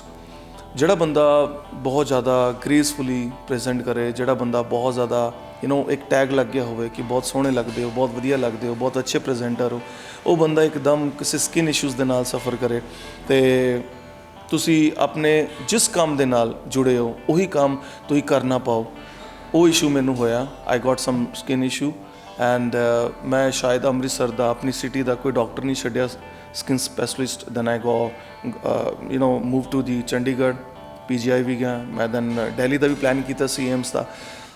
I found myself that Aman, where you going? Is this a right way? I think जो तेनू समझ नहीं आ रहा कि तू डिफरेंट पर्सन को जा रहा, तू उन्होंने कोल दवाइयाँ यूज़ कर रहा, जिन्नी कैमिकल्स तुम यूज़ करोगे उन्ना तुसी इफेक्ट तुहानू होएगा। सो मैं की कीता, बाद दे विच मेरा काम रुक गया सी, मैं तकरीबन 6 to 7 मंथ कुछ नहीं किया। ईवन मैं कोई भी प्रोग्राम करन तो गुरेज करन लग गया, मैं बहुत रोया सी अपने आप दे विच। बट एक मेरी कमिटमेंट सी क्लाइंट दे नाल, ते उस तो पहला ना मैं कैमिकल पिलिंग करवाई सी अपनी स्किन दी। Chemical peeling is a process जो तुहाडी स्किन उतरती है, एंड जो स्किन उतरन लग गई तो मैनू सर ने कहा सी कि Aman you have to stay at at least 15 days at home, doctor sir ने। तो मैं क्या सर 15 दिन तो बहुत मुश्किल है, लेकिन मैंने गूगल में देखा था कि ये 5-6 दिन के लिए आपको रेस्ट चाहिए होती है, नहीं तो नहीं। बट मेरा 7 to 8 डेज़ आफ्टर शो सी, मैं शो ली, प्लान सी, सब कुछ मेरा रेडी सी, स्क्रिप्टिंग तुहानू पता करनी पैंदी है, आपां नू गेम्स तैयार करनी पैंदी ऑडियंस के लिए, सो वो सब कुछ तैयार सी। बट डीमोटिवेट होया, चलो नहीं करदा। मैं कॉल की सर नू कि सर मैं नहीं आ सकदा, जिहड़े मेरे क्लाइंट सी तुसी किसी होर नू कह दिओ, and I am sorry for my my side. फिर उन्होंने कहा कि अमन तू ही आएगा, I don't want any replacement, मैनू तेरे तो इलावा कोई बंदा नहीं चाहिए। हुण तुसी जदों एक मार्केट क्रिएट कर ली ना, फिर तुहाडे वर्गा कोई होर बंदा क्लाइंट नूं मिलना, कई बार क्लाइंट नूं लगदा कि नहीं मिल पाउणा। पर आई थिंक हर एक बंदे दी, हर एक पर्सन दी अपना एक स्टाइल है, अपना एक ऑरा है। सो मैं उन्होंने option the that I have these kind of different persons, तुसी उन्हां च कोई भी चूज़ आउट कर लो, पसंद ही ना आवे उन्होंने। फिर मैं क्या सर मेरा कोई स्किन इशू आ, मेरी स्किन उतरेगी, मैनू नहीं अच्छा लगना। कहते अमन कुछ भी कर बट तूने स्टेज पे आना है। मैं स्टेज ते जाने तो पहला अच्छा फाउंडेशन किया, फेस ते मेकअप करके स्टेज ते चढ़ा, जबकि मैं हुण इंटरव्यू दे विच कोई मेकअप नहीं किया, यू कांट बिलीव। पर मैं उस वेले स्टेज जाने तो पहला मैं अच्छा मेकअप किया, अच्छा फाउंडेशन किया। मैं स्टेज ते जाने तो पहला मैं सर नूं कहा sir I am okay, because confirmation is very important. मैं सर नूं पूछा सर आई एम ओके, कहते हाँ बिल्कुल तुम ठीक लग रहे हो, तुम ऐसे बोलते रहते हो, या तुम पहले भी अच्छे थे अब भी अच्छे हो। और ज़्यादा कॉन्फिडेंस हो गया। दैन परफॉर्म किया, परफॉर्म करने तो बाद इमीडिएटली मैं सर नूं कहा I am ready to move, please मेरी पेमेंट करो तो मैं जावां। तो सर ने मैनू यू कांट बिलीव पेमेंट तो की, जिद्दां होर ऑडियंस नूं रिटर्न गिफ्ट दिंदे ने, टोकन ऑफ लव कहंदे जिन्हों, वो मैनू भी दिता। मैं कहा सर ये तो मेरे लिए ज़रूरी है नहीं, मैं ये क्यों लूँ, मतलब आई थिंक ये तो उनके लिए जो आपके लिए गेस्ट हैं। कहते नहीं अमन, आपका स्टेज पे आना, आपको अपनी कमिटमेंट के लिए परफॉर्म करना, एंड परफॉर्मेंस के बाद लोगों को इतना एंटरटेन करना, और जब आप खुद से सफ़र्ड हो फिर लोगों को स्माइल देना ना, और आई थिंक तब आपके लिए बहुत डिफ़िकल्ट होता है लाइफ को जीना। मैंने वो टाइम जिया, मैंने वो टाइम परफॉर्म किया। सर कहने लगे कि अमन यू नेल्ड इट, आपने बहुत अच्छा परफॉर्म किया। That was I think the appreciable moment for my life. I got not just money, my payment, but also got some token of love, ਜਿਹੜਾ मैं समझदा आ मैनू कितने कितने पुश कर रहा सी। स्ट्रगल फिर भी चलती रही, it was long time, but now I am recovered a lot, and I am happy कि हाँ मैं अपने वो ना समझ अपने आप नूं जित्तिया। तो आई थिंक तुहाडी विल पावर ही तुहानूं जिताउंदी है, ये सब चीज़ां फिक्कियां हुंदियां ने। That's it. Very nice sir, very nice. ਅਤੇ ਜਿਵੇਂ ਪ੍ਰੋਫੈਸ਼ਨਲੀ ਅਸੀਂ ਬਹੁਤ ਗੱਲਾਂ ਕਰ ਲਈਆਂ, ਹੁਣ ਥੋੜ੍ਹੀ ਪਰਸਨਲ ਟਾਕ 'ਤੇ ਆਉਂਦੇ ਹਾਂ। ਅਤੇ ਜਦੋਂ ਤੁਹਾਡੀ ਫੈਮਿਲੀ ਤੁਹਾਡਾ ਕੰਮ ਵੇਖਦੀ ਹੈ, ਸਪੈਸ਼ਲੀ ਤੁਹਾਡੇ ਪੇਰੈਂਟਸ, ਅਤੇ ਉਹਨਾਂ ਦਾ ਰਿਐਕਸ਼ਨ ਕਿਵੇਂ ਦਾ ਹੁੰਦਾ ਹੈ? ਇਹ ਬਹੁਤ ਇੱਕ ਇੰਪੋਰਟੈਂਟ ਸਵਾਲ ਸੀ ਜੋ ਕਿ ਮੈਂ ਚਾਹੁੰਦਾ ਸੀ ਕਿ ਕੋਈ ਪੁੱਛੇ ਮੈਥੋਂ, ਬਿਕੋਜ਼ ਬਹੁਤ ਸਾਰੇ ਫਰੈਂਡਸ ਮੈਥੋਂ ਪੁੱਛਦੇ ਨੇ ਕਿ ਇਹ ਸਿਰਫ ਤੇਰੀ ਚੋਇਸ ਹੈ ਕਿ ਤੇਰੇ ਫਾਦਰ ਦੀ ਵੀ ਤੇਰੀ ਮਦਰ ਦੀ ਵੀ। ਟੂ ਬੀ ਫਰੈਂਕ ਮੈਮ, ਜਦੋਂ ਮੈਂ ਆਪਣੀ ਕਾਲਜ ਕੰਪਲੀਟ ਕਰ ਰਿਹਾ ਸੀ, I was not prepared that I can be a good presenter, ਕਿਉਂਕਿ ਆਈ ਥਿੰਕ ਤੁਸੀਂ ਕਿਤੇ ਵੀ ਜਾਓਗੇ, ਕਿਸੇ ਨੂੰ ਕਹੋਗੇ ਨਾ ਮੈਂ ਐਂਕਰ ਹਾਂ, ਤਾਂ ਉਹ ਕਹਿਣਗੇ ਉਹ ਕੀ ਹੁੰਦਾ। ਜਦੋਂ ਮੈਨੂੰ ਇਹ ਸਵਾਲ ਪੈਂਦਾ ਸੀ, ਜਦੋਂ ਲੋਕ ਪੁੱਛਦੇ ਸੀ, ਮੇਰੇ ਕੋਲ ਜਵਾਬ ਨਹੀਂ ਹੁੰਦਾ ਸੀ, ਕਿਉਂਕਿ ਮੈਂ ਸਿਰਫ ਉਹੀ ਸ਼ਖਸ ਹਾਂ ਜੋ ਤੁਹਾਨੂੰ ਸਭ ਨੂੰ ਇੱਕੋ ਜਿਹਾ ਦਿਖਦਾ ਹੈ। ਕਿਉਂਕਿ ਬੋਲਣ ਵਾਲੇ ਬਹੁਤ ਮਿਲ ਜਾਂਦੇ ਨੇ, ਬਟ ਤੁਹਾਡਾ ਬੋਲਣਾ ਤੁਹਾਡਾ ਪੇਸ਼ਾ ਹੋ ਜਾਏ, ਤੁਹਾਡਾ ਪ੍ਰੋਫੈਸ਼ਨ, ਤੁਹਾਡਾ ਪੈਸ਼ਨ ਤੁਹਾਡਾ ਪ੍ਰੋਫੈਸ਼ਨ ਹੋ ਜਾਏ, ਫਿਰ ਉਹ ਤੁਹਾਡੇ ਲਈ ਬਹੁਤ ਚੈਲੰਜਿੰਗ ਹੋ ਜਾਂਦਾ ਹੈ। ਕਿਉਂਕਿ ਲੋਕਾਂ ਨੂੰ ਕਿੰਨਾ ਕੁ ਜ਼ਿਆਦਾ ਤੁਸੀਂ ਐਂਟਰਟੇਨ ਕਰੋਗੇ, ਜ਼ਰੂਰੀ ਨਹੀਂ ਹੈ। ਰੋਜ਼ ਦਿਨੀ ਤੁਸੀਂ ਉਹੋ ਜਿਹੇ ਸ਼ਖਸ ਨੂੰ ਮਿਲਣਾ, ਉਹੋ ਜਿਹੇ ਲੋਕਾਂ ਨੂੰ ਮਿਲਣਾ ਜੋ ਆਪਣੇ ਆਪ ਦੇ ਵਿੱਚ ਕਿਤੇ ਜ਼ਿਆਦਾ ਵਧੀਆ ਪਰਫੈਕਟ ਨੇ। ਲਾਈਕ ਤੁਸੀਂ ਲਾਇਰਸ ਨੂੰ ਹੋਸਟ ਕੀਤਾ ਹੋਣਾ, ਤੁਸੀਂ ਡਾਕਟਰਸ ਨੂੰ ਕੀਤਾ ਹੋਣਾ, ਮੈਂ ਕਾਫੀ ਲੋਕਾਂ ਨੂੰ ਕੀਤਾ, ਮੈਂ ਸੈਲੀਬ੍ਰਿਟੀਜ਼ ਨੂੰ ਹੋਸਟ ਕੀਤਾ ਹੈ। each and every day is tough to me. Reason because I'm ready to compete every moment. ਜਦੋਂ ਤੁਸੀਂ ਕੰਪੀਟ ਕਰਦੇ ਹੋ ਤਾਂ ਹੀ ਤੁਸੀਂ ਜਿੱਤਦੇ ਹੋ। ਪਰ ਮੇਰੇ ਫਾਦਰ ਮੇਰੇ ਮਦਰ ਹਮੇਸ਼ਾ ਮੇਰੇ ਲਈ ਸਵਾਲ ਰਹਿੰਦੇ ਸੀ, ਕਿਉਂਕਿ ਉਹ ਮੈਨੂੰ ਡਿਸਲਾਈਕ ਕਰਦੇ ਸੀ ਇਸ ਪ੍ਰੋਫੈਸ਼ਨ ਨੂੰ ਲੈ ਕੇ। ਕਹਿੰਦੇ ਸੀ ਕਿ ਅਮਨ ਇਹ ਕੁਝ ਕੰਮ ਨਹੀਂ ਹੁੰਦਾ। ਉਹ ਬਹੁਤ ਹੀ ਇਹੋ ਜਿਹਾ ਵਰਡ ਯੂਜ਼ ਕਰਦੇ ਸੀ ਕਿ ਇਹਦੇ ਨਾਲ ਕੋਈ ਘਰ ਚੱਲਦਾ, ਚੁੱਪ ਚੁਪੀਤੇ ਘਰੇ ਆ ਜਾ, ਚੁੱਪ ਚੁਪੀਤੇ ਆਪਣੀ ਸ਼ਾਪ 'ਤੇ ਜਾ। ਫਾਦਰ ਦਾ ਸਪੇਅਰ ਪਾਰਟ ਦਾ ਬਿਜ਼ਨਸ ਹੈ, ਜੋ ਕਿ ਮੈਨੂੰ ਸਮਝ ਹੀ ਨਹੀਂ ਆਉਂਦਾ। ਮੈਂ ਉਸ ਜੋਨਰ ਦਾ ਨਹੀਂ ਹਾਂ, ਉਸ ਸੋਚ ਦਾ ਨਹੀਂ ਹਾਂ। ਉਹਦੇ ਲਈ ਵੀ ਕਾਫੀ ਨੌਲੇਜ ਚਾਹੀਦੀ ਹੈ, ਟਰੈਕਟਰ ਸਪੇਅਰ ਪਾਰਟਸ ਦੇ ਲਈ। ਮੈਨੂੰ ਸਮਝ ਹੀ ਨਹੀਂ ਆਉਂਦਾ ਸੀ। ਪਾਪਾ ਨੇ ਕਦੇ ਵੀ till now from the last 12 year ਮੇਰਾ ਸਿੰਗਲ ਪ੍ਰੋਗਰਾਮ ਨਹੀਂ ਵਾਚ ਕੀਤਾ। ਮੇਰੇ ਮੰਮਾ ਨੇ ਮੈਨੂੰ ਥੀਏਟਰ ਪਰਫਾਰਮੈਂਸ ਲਈ ਵਾਚ ਕੀਤਾ ਦੋ ਵਾਰੀ ਆਈ ਥਿੰਕ, ਹਾਂ। ਐਂਡ ਮੈਨੂੰ ਅੱਜ ਵੀ ਯਾਦ ਹੈ ਜਦੋਂ ਮੈਂ as a Inder, as a raja perform ਕਰ ਰਿਹਾ ਸੀ, ਮੰਮਾ ਦੇ ਅੱਖਾਂ 'ਚ ਹੰਝੂ ਆਏ ਸੀ ਕਿ ਮੇਰਾ ਬੇਟਾ ਇੰਨਾ ਕਿ ਸੋਹਣਾ ਪਰਫਾਰਮ ਕਰ ਸਕਦਾ ਹੈ। ਕਿਉਂਕਿ ਘਰੇ ਬੈਠੇ ਤੁਸੀਂ ਬੜੇ ਸਿੰਪਲ ਸਿਟੀ 'ਚ ਰਹਿੰਦੇ ਹੋ, ਪਰ ਜਦੋਂ ਤੁਸੀਂ ਪਰਫਾਰਮ ਕਰਦੇ ਹੋ ਤੁਹਾਡਾ ਔਰਾ, ਤੁਹਾਡੀ ਆਡੀਅנס ਕਿਸ ਨਜ਼ਰੀਏ ਨਾਲ ਤੁਹਾਨੂੰ ਵੇਖਦੀ ਹੈ ਤੁਹਾਨੂੰ ਪਤਾ ਨਹੀਂ ਹੁੰਦਾ। ਸੋ ਮੇਰੇ ਮੰਮਾ ਨੇ ਵੀ ਮੈਨੂੰ ਫਸਟ ਟਾਈਮ ਵਾਚ ਕੀਤਾ ਸੀ ਜਦੋਂ ਮੈਂ ਪਰਫਾਰਮ ਕੀਤਾ। That was a time of 2011। But ਉਹਨਾਂ ਨੇ ਵੀ ਐਜ਼ ਐਨ ਐਂਕਰ ਹਮੇਸ਼ਾ ਇੱਕ ਤਾਂਘ ਰਹਿੰਦੀ ਆ ਕਿ ਮੈਂ ਆਪਣੇ ਬੇਟੇ ਨੂੰ ਦੇਖਾਂ। ਬਹੁਤ ਸਿੰਪਲ ਨੇ, ਹੁਣੇ ਤੱਕ ਉਹਨਾਂ ਦੀ ਇਹ ਚਾਹ ਪੂਰੀ ਨਹੀਂ ਹੋਈ ਕਿ ਉਹ ਆਪਣੇ ਬੇਟੇ ਨੂੰ ਦੇਖਣ, ਕਿਉਂਕਿ ਉਹਨਾਂ ਨੂੰ ਮੈਂ ਵੀਡੀਓ ਹੀ ਦਿਖਾਉਣਾ LED 'ਤੇ, ਫੋਨਸ 'ਤੇ। ਸੋ ਉਹਨਾਂ ਨੂੰ ਖੁਸ਼ੀ ਹੁਣ ਹੁੰਦੀ ਹੈ ਕਿ ਸਾਡਾ ਬੇਟਾ ਕੁਝ ਕਰ ਰਿਹਾ। But before the time of 2013, ਉਹ ਤੋਂ ਪਹਿਲਾਂ ਮੈਨੂੰ ਕੁਝ ਸਮਝਦੇ ਨਹੀਂ ਸੀ। ਕਮਾ ਕੇ ਦਿਖਾ ਤਾਂ ਹੀ ਕੁਝ ਬਣੇ, ਜੇ ਤੂੰ ਕਮਾਉਂਦਾ ਨਹੀਂ ਆ ਫਿਰ ਤੂੰ ਕੁਝ ਵੀ ਨਹੀਂ ਆ। ਸੋ ਆਈ ਥਿੰਕ ਜਦੋਂ ਤੁਸੀਂ ਕੁਝ ਕਰਦੇ ਹੋ ਰਿਜ਼ਲਟਸ ਬਹੁਤ ਇੰਪੋਰਟੈਂਟ ਆ। ਮੈਂ ਰਿਜ਼ਲਟ ਵਿਖਾਏ ਤਾਂ ਹੀ ਮੇਰੇ ਘਰਦਿਆਂ ਨੇ ਐਕਸੈਪਟ ਕੀਤਾ। ਬਟ ਮੇਰੇ ਲਈ ਹਜੇ ਵੀ ਟਫ ਆ, ਕਿਉਂਕਿ ਮੇਰੇ ਪਾਪਾ ਅੱਜ ਵੀ ਇੱਕੋ ਗੱਲ ਕਹਿੰਦੇ ਨੇ, ਤੈਨੂੰ ਅਜੇ ਬਹੁਤ ਇੰਪਰੂਵਮੈਂਟ ਦੀ ਲੋੜ ਹੈ। ਆਈ ਥਿੰਕ ਉਹੀ ਇੱਕ ਚੀਜ਼ ਆ ਜਿਹੜੀ ਤੁਹਾਨੂੰ ਹਮੇਸ਼ਾ ਮੋਟੀਵੇਟ ਵੀ ਕਰਦੀ ਰਹੂਗੀ ਕਿ ਮੈਂ ਆਪਣੇ ਪਾਪਾ ਨੂੰ ਆਪਣਾ ਸਭ ਤੋਂ ਬੈਸਟ ਕੰਮ ਵਿਖਾਉਣਾ ਆ। ਅਤੇ ਅਸੀਂ ਵਿਸ਼ ਕਰਦੇ ਹਾਂ ਜਦੋਂ ਵੀ ਤੁਹਾਡੇ ਪਾਪਾ ਤੁਹਾਡਾ ਪਹਿਲਾ ਕੰਮ ਵੇਖਣਗੇ ਅਤੇ ਉਹ ਤੁਹਾਡਾ ਸਭ ਤੋਂ ਬੈਸਟ ਕੰਮ ਹੋਊਗਾ। ਅਤੇ ਜਿਵੇਂ ਤੁਸੀਂ ਗੱਲ ਕੀਤੀ ਕਿ ਤੁਹਾਡੇ ਪੇਰੈਂਟਸ ਨੂੰ ਤੁਹਾਡਾ ਪ੍ਰੋਫੈਸ਼ਨ ਨਹੀਂ ਪਸੰਦ, ਇਵੇਂ ਬਹੁਤ ਸਾਰੇ ਪੇਰੈਂਟਸ ਨੇ ਜਿਨ੍ਹਾਂ ਨੂੰ ਜਿਹੜੇ ਆਪਣੇ ਬੱਚੇ ਨੂੰ ਹਮੇਸ਼ਾ ਡਾਕਟਰ, ਇੰਜੀਨੀਅਰ, ਟੀਚਰ ਇਹ ਸਭ ਬਣਨ ਲਈ ਇਨਕਰੇਜ ਕਰਦੇ ਆ, ਪਰ ਜੋ ਬੱਚਾ ਐਕਚੁਅਲੀ ਚਾਹੁੰਦਾ ਆ ਉਹਦੇ ਵਾਸਤੇ ਹਮੇਸ਼ਾ ਡਿਸਕਰੇਜ ਕਰਦੇ ਆ ਕਿ ਨਹੀਂ ਤੂੰ ਐਕਟਰ ਨਹੀਂ ਬਣਨਾ, ਤੂੰ ਸਿੰਗਰ ਨਹੀਂ ਬਣਨਾ, ਤੂੰ ਪੇਂਟਰ ਨਹੀਂ ਬਣਨਾ, ਤੂੰ ਐਨੀਥਿੰਗ ਜੋ ਵੀ ਆਰਟ ਨਾਲ ਰਿਲੇਟਡ ਹੁੰਦਾ ਆ। ਤੁਸੀਂ ਉਹ ਪੇਰੈਂਟਸ ਨੂੰ ਜੇ ਕੋਈ ਮੈਸੇਜ ਦੇਣਾ ਹੋਏ ਤਾਂ ਉਹ ਕੀ ਮੈਸੇਜ ਹੋਊਗਾ? ਮੈਂ ਬਸ ਇਹ ਕਹਿਣਾ ਚਾਹਾਂਗਾ ਉਹ ਸਾਰੇ ਪੇਰੈਂਟਸ ਨੂੰ, ਉਹ ਸਾਰੇ ਜਿਹੜੇ ਗਾਰਡੀਅਨਸ ਨੇ ਜਿਹੜੇ ਆਪਣੇ ਬੱਚਿਆਂ ਨੂੰ ਪੜ੍ਹਾਉਣਾ ਚਾਹੁੰਦੇ ਨੇ, ਕੁਝ ਬਣਾਉਣਾ ਚਾਹੁੰਦੇ ਨੇ। ਲਾਈਫ ਦੇ ਵਿੱਚ ਤੁਹਾਡੀ ਬੇਸਿਕ ਨੌਲੇਜ ਬਹੁਤ ਜ਼ਰੂਰੀ ਆ। ਮੈਂ ਵੀ ਆਪਣੀ 10th ਪਾਸ ਕਰਨ ਤੋਂ ਬਾਅਦ ਆਪਣੀ ਗ੍ਰੈਜੂਏਸ਼ਨ ਕੀਤੀ, ਫਿਰ ਮੈਂ ਮਾਸਟਰੀ ਕੀਤੀ ਆ। ਜਦ ਕਿ ਮਮਾ ਪਾਪਾ ਨੇ ਕਦੇ ਨਹੀਂ ਕਿਹਾ ਕਿ ਅਮਨ ਤੂੰ, ਕਿਉਂਕਿ ਅਸੀਂ ਬਹੁਤ ਹੀ ਮਿਡਲ ਕਲਾਸ ਤੋਂ ਬਿਲੋਂਗ ਕਰਦੇ ਹਾਂ।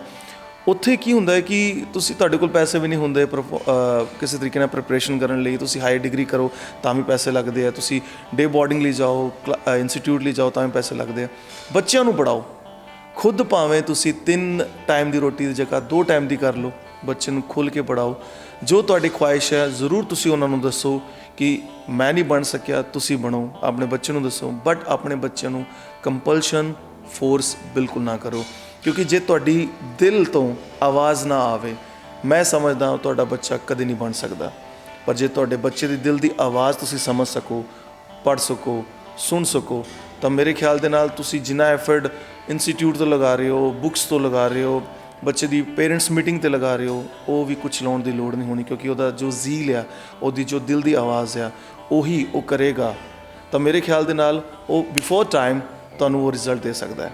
Just focus to your kids, focus to their study material. ਉਹਦੀ ਜੋ ਕਨੈਕਸ਼ਨ ਆ ਸਟੂਡੈਂਟਸ ਦੇ ਨਾਲ, ਉਹਦੀ ਜੋ ਸਰਕਲ ਹੈ ਉਹਨੂੰ ਵੇਖਣਾ ਪਸੰਦ ਕਰੋ, ਕਿਉਂਕਿ ਉਹ ਸਭ ਚੀਜ਼ਾਂ ਹੀ ਉਹਨੂੰ ਬਣਾਉਂਦੀਆਂ ਨੇ। ਤੁਹਾਡੀ ਸਰਾਊਂਡਿੰਗ, ਤੁਹਾਡਾ ਉੱਠਣਾ ਬੈਠਣਾ ਅਤੇ ਬੱਚੇ ਦਾ ਮੋਰਲਸ ਹੋਣਾ ਬਹੁਤ ਇੰਪੋਰਟੈਂਟ ਆ। ਇਹਨਾਂ ਚੀਜ਼ਾਂ ਨਾਲ ਤੁਸੀਂ ਆਪਣੇ ਬੱਚੇ ਨੂੰ ਪ੍ਰੀਪੇਅਰ ਕਰ ਸਕਦੇ ਹੋ, ਬਟ ਫੋਰਸਫੁਲੀ ਕੁਛ ਨਹੀਂ ਕਰ ਸਕਦੇ ਹੋ। ਬੱਚੇ ਦੀ ਸਮਝ, ਸੋਚ ਨੂੰ ਵੇਖੋ, ਦੈਨ ਵੇਖੋਗੇ ਕਿ ਹਾਂ ਮੇਰੀ ਜੋ ਖੁਆਇਸ਼ ਸੀ ਉਹ ਵੀ ਪੂਰੀ ਕੀਤੀ ਉਹਨੇ, ਅਤੇ ਆਪਣੀ ਖੁਆਇਸ਼ ਉਹ ਵੀ ਪੂਰੀ ਕਰਦਾ ਪਿਆ। ਇੱਦਾਂ ਦੇ ਕਾਫੀ ਸਾਰੇ ਐਗਜ਼ਾਮਪਲਸ ਤੁਹਾਨੂੰ ਮਿਲਣੇ ਨੇ ਕਿ ਜਿਨ੍ਹਾਂ ਨੇ ਡਿਗਰੀ ਲਈ ਹੋਈ ਆ, they are not taking there degrees on that level and they are doing something else. Shankar ਇੱਕ ਸਿੰਗਰ ਆ, ਉਹਨੇ ਇੰਜੀਨੀਅਰਿੰਗ ਕੀਤੀ ਹੋਈ ਆ, ਸ਼ੰਕਰ ਸੈਣੀ। ਉਹ ਇੱਕ ਇੰਜੀਨੀਅਰ ਹੈ, ਬਟ ਉਹ ਇੰਜੀਨੀਅਰਿੰਗ ਦਾ ਕਦੇ ਫਾਇਦਾ ਨਹੀਂ ਚੱਕਿਆ। ਰੀਜ਼ਨ ਉਹਦਾ ਜ਼ੀਲ ਸੀ, ਉਹਦੀ ਖੁਆਇਸ਼ ਸੀ ਕਿ ਮੈਂ ਇੱਕ ਸਿੰਗਰ ਬਣਾ। ਇਹ ਤਾਂ ਬਹੁਤ ਸਾਰੇ ਐਗਜ਼ਾਮਪਲਸ ਨੇ ਕਿ ਜਿਹਦੇ ਵਿੱਚ ਤੁਸੀਂ ਆਈ ਥਿੰਕ ਡਿਗਰੀ ਵੀ ਯੂਜ਼ ਨਹੀਂ ਕਰ ਪਾਉਂਦੇ, ਬਟ ਤੁਹਾਡਾ ਜੋ ਜ਼ੀਲ ਹੁੰਦੀ, ਤੁਹਾਡੀ ਖੁਆਇਸ਼ ਜੋ ਹੁੰਦੀ, ਤੁਹਾਡੀ ਦਿਲੋਂ ਆਵਾਜ਼ ਹੁੰਦੀ, ਉਹ ਤੁਸੀਂ ਜ਼ਰੂਰ ਪੂਰਾ ਕਰਦੇ ਹੋ। ਐਂਡ ਜੇ ਤੁਸੀਂ ਸੱਚੇ ਹੋ ਤਾਂ ਤੁਸੀਂ ਯਕੀਨਨ ਆਪਣੀ ਉਹ ਜਗ੍ਹਾ ਪਾ ਸਕਦੇ ਹੋ। ਬਸ ਮਿਹਨਤ, ਡੈਡੀਕੇਸ਼ਨ, ਕਮਿਟਮੈਂਟ ਨਾ ਛੱਡੋ। ਜਿਵੇਂ ਮੈਂ ਇੰਟਰਵਿਊ ਦੀ ਸ਼ੁਰੂਆਤ ਵਿੱਚ ਹੀ ਕਿਹਾ ਸੀ ਕਿ ਤੁਸੀਂ ਇੱਕ ਮਲਟੀ ਟੈਲੈਂਟਡ ਇਨਸਾਨ ਹੋ, ਤੇ ਮੈਂ ਸੁਣਿਆ ਕਿ ਤੁਸੀਂ ਬਹੁਤ ਵਧੀਆ ਸਿੰਗਰ ਵੀ ਹੋ, ਤੇ ਅਸੀਂ ਤੁਹਾਡੇ ਕੋਲੋਂ ਗਾਣਾ ਨਾ ਸੁਣੀਏ ਕਿਵੇਂ ਹੋ ਸਕਦਾ ਆ? ਨਹੀਂ, ਮੈਂ ਬਹੁਤ ਵਧੀਆ ਸਿੰਗਰ ਤਾਂ ਨਹੀਂ ਹੈਗਾ। ਮੈਂ ਇੰਟਰਵਿਊ ਤੋਂ ਪਹਿਲਾਂ ਸਿਰਫ ਇਹ ਦੱਸਿਆ ਸੀ ਕਿ ਹਾਂ ਮੈਂ ਸਿੰਗਿੰਗ ਵੀ ਕਰ ਲੈਣਾ। ਹਾਂ, ਨੋ ਡਾਊਟ ਮੇਰਾ ਜੋ ਡਿਫਰੈਂਟ ਵੇਰੀਏਸ਼ਨਸ 'ਤੇ ਕੰਮ ਕਰਨਾ, ਡਿਫਰੈਂਟ ਲੋਕਾਂ ਨੂੰ ਐਂਟਰਟੇਨ ਕਰਨਾ ਰਿਹਾ, ਉਹੀ ਚੀਜ਼ ਮੈਂ ਹੁਣ ਵੀ ਚਾਹੁੰਦਾ ਕਿ ਮੈਂ ਐਂਟਰਟੇਨ ਕਰਾਂ। ਫਿਰ ਮੈਨੂੰ ਲੱਗਿਆ ਕਿ ਨਹੀਂ Aman, something is missing in you. When you think that you have something missing, you always try to learn. ਮੈਂ ਸਿੰਗਿੰਗ ਵੀ ਲਰਨ ਕਰਨਾ ਸ਼ੁਰੂ ਕੀਤੀ ਐਂਡ ਕੈਰੀਓਕੇ ਸਿੰਗਿੰਗ ਨੂੰ ਮੈਂ ਇੱਕ ਸਬਜੈਕਟ ਕ੍ਰੀਏਟ ਕੀਤਾ ਆਪਣੇ ਪਰਫਾਰਮੈਂਸ ਦੇ ਵਿੱਚ, ਦੈਨ ਪਰਫਾਰਮ ਕਰਦਾ ਰਿਹਾ। ਬਾਕੀ ਜੇ ਸਿੰਗਿੰਗ ਦੀ ਗੱਲ ਹੈ ਤਾਂ ਮੈਂ ਥੋੜ੍ਹਾ ਬਹੁਤ ਗਾ ਵੀ ਲੈਂਦਾ। ਫਿਰ ਸੁਣਾ ਦਿਓ ਸਾਨੂੰ। ਹਾਂ। ਅੱਖੀਆਂ ਨੂੰ ਰਹਿਣ ਦੇ, ਅੱਖੀਆਂ ਦੇ ਕੋਲ ਕੋਲ, ਅੱਖੀਆਂ ਨੂੰ ਰਹਿਣ ਦੇ, ਅੱਖੀਆਂ ਦੇ ਕੋਲ ਕੋਲ, ਚੰਨ ਪਰਦੇਸੀਆ ਬੋਲ ਪਾਵੇ ਨਾ ਬੋਲ, ਅੱਖੀਆਂ ਨੂੰ ਰਹਿਣ ਦੇ। ਦੇਖਣ ਦਾ ਚਾਅ ਸਾਨੂੰ ਮੁਖ ਪਰ ਤਾਂ ਵੀ ਨਾ, ਵੇਖਣ ਦਾ ਚਾਅ ਸਾਨੂੰ ਮੁਖ ਪਰ ਤਾਂ ਵੀ ਨਾ, ਨੇੜੇ ਨੇੜੇ ਬਹਿ ਜਾ ਢੋਲਾ, ਦੂਰ ਦੂਰ ਜਾਵੀ ਨਾ, ਦੂਰ ਦਾ ਖਿਆਲ ਛੱਡ ਹੁਣ ਰਹਿ ਅੱਖੀਆਂ ਦੇ ਕੋਲ ਕੋਲ, ਚੰਨ ਪਰਦੇਸੀਆ ਬੋਲ ਪਾਵੇ ਨਾ ਬੋਲ, ਅੱਖੀਆਂ ਨੂੰ ਰਹਿਣ ਦੇ। Very nice. ਜੋ ਤੁਸੀਂ ਕਹਿ ਰਹੇ ਸੀ ਮੈਂ ਸਿੰਗਰ ਨਹੀਂ, ਉਹ ਬਿਲਕੁਲ ਝੂਠ ਆ, ਕਿਉਂਕਿ ਤੁਸੀਂ ਬਹੁਤ ਹੀ ਜ਼ਿਆਦਾ ਵਧੀਆ ਸਿੰਗਰ ਹੋ। ਮੈਂ ਸਿਰਫ ਕੋਸ਼ਿਸ਼ ਕਰਦਾ ਹਾਂ ਕਿ ਮੈਂ ਆਪਣੇ ਆਪ ਨੂੰ ਇੱਕ ਅੱਛਾ ਪ੍ਰੈਜ਼ੈਂਟਰ ਬਣਾਵਾਂ ਅਤੇ ਉਹਦੇ ਨਾਲ ਜੁੜੀਆਂ ਚੀਜ਼ਾਂ ਨੂੰ ਮੈਂ ਇਨਸਾਫ ਕਰ ਸਕਾਂ। ਸੋ ਉਹ ਕੋਸ਼ਿਸ਼ ਜਾਰੀ ਆ, ਹੁਣ ਵੀ ਚੱਲਦੀ ਪਈ ਆ। ਜਿਵੇਂ ਕਿ ਮੈਂ ਜੋ ਪਰਸਨਲੀ ਓਬਜ਼ਰਵ ਕੀਤਾ ਤੁਹਾਡੇ ਵਿੱਚ, you are fully confident person, ਅਤੇ ਬਹੁਤ ਸਾਰੇ ਟੀਨਏਜਰਸ ਨੇ ਜੋ ਸਪੈਸ਼ਲੀ ਟੀਨਏਜ ਵਿੱਚ ਬਹੁਤ ਜ਼ਿਆਦਾ ਸਫਰ ਕਰਦੇ ਨੇ ਇਸ ਪ੍ਰੋਬਲਮ ਤੋਂ ਕਿ ਅੰਡਰ ਕੌਨਫੀਡੈਂਟ ਹੋ ਜਾਂਦੇ ਨੇ। ਉਹਨਾਂ ਵਾਸਤੇ ਕੋਈ ਟਿਪ ਹੋਏ to be confident in life, to be their self in life? ਦੇਖੋ ਜੀ, ਮੈਂ ਉਹਨਾਂ ਸਾਰੇ ਸਟੂਡੈਂਟਸ ਨੂੰ ਕਹਿੰਦਾ ਕਿ ਜੇਕਰ ਤੁਹਾਡਾ ਪੜ੍ਹਾਈ ਨੂੰ ਦਿਲ ਕਰਦਾ ਤਾਂ ਦਿਲ ਖੋਲ੍ਹ ਕੇ ਪੜ੍ਹਾਈ ਕਰੋ। ਪੜ੍ਹਾਈ ਬਹੁਤ ਜ਼ਰੂਰੀ ਆ, ਪਰ ਜੇ ਤੁਹਾਡਾ ਪੜ੍ਹਾਈ ਤੋਂ ਇਲਾਵਾ ਕਿਸੇ ਹੋਰ ਐਕਟੀਵਿਟੀ 'ਚ ਦਿਲ ਲੱਗਦਾ ਤਾਂ ਉਸ ਨੂੰ ਦਿਲ ਲਾ ਕੇ ਕਰੋ, ਕਿਉਂਕਿ ਜੇਕਰ ਤੁਸੀਂ ਦਿਲ ਲਾ ਕੇ ਕੰਮ ਨਹੀਂ ਕਰੋਗੇ ਨਾ ਤਾਂ ਤੁਹਾਨੂੰ ਉਹ ਚੀਜ਼ ਦਾ ਰਿਜ਼ਲਟ ਨਹੀਂ ਮਿਲਣਾ।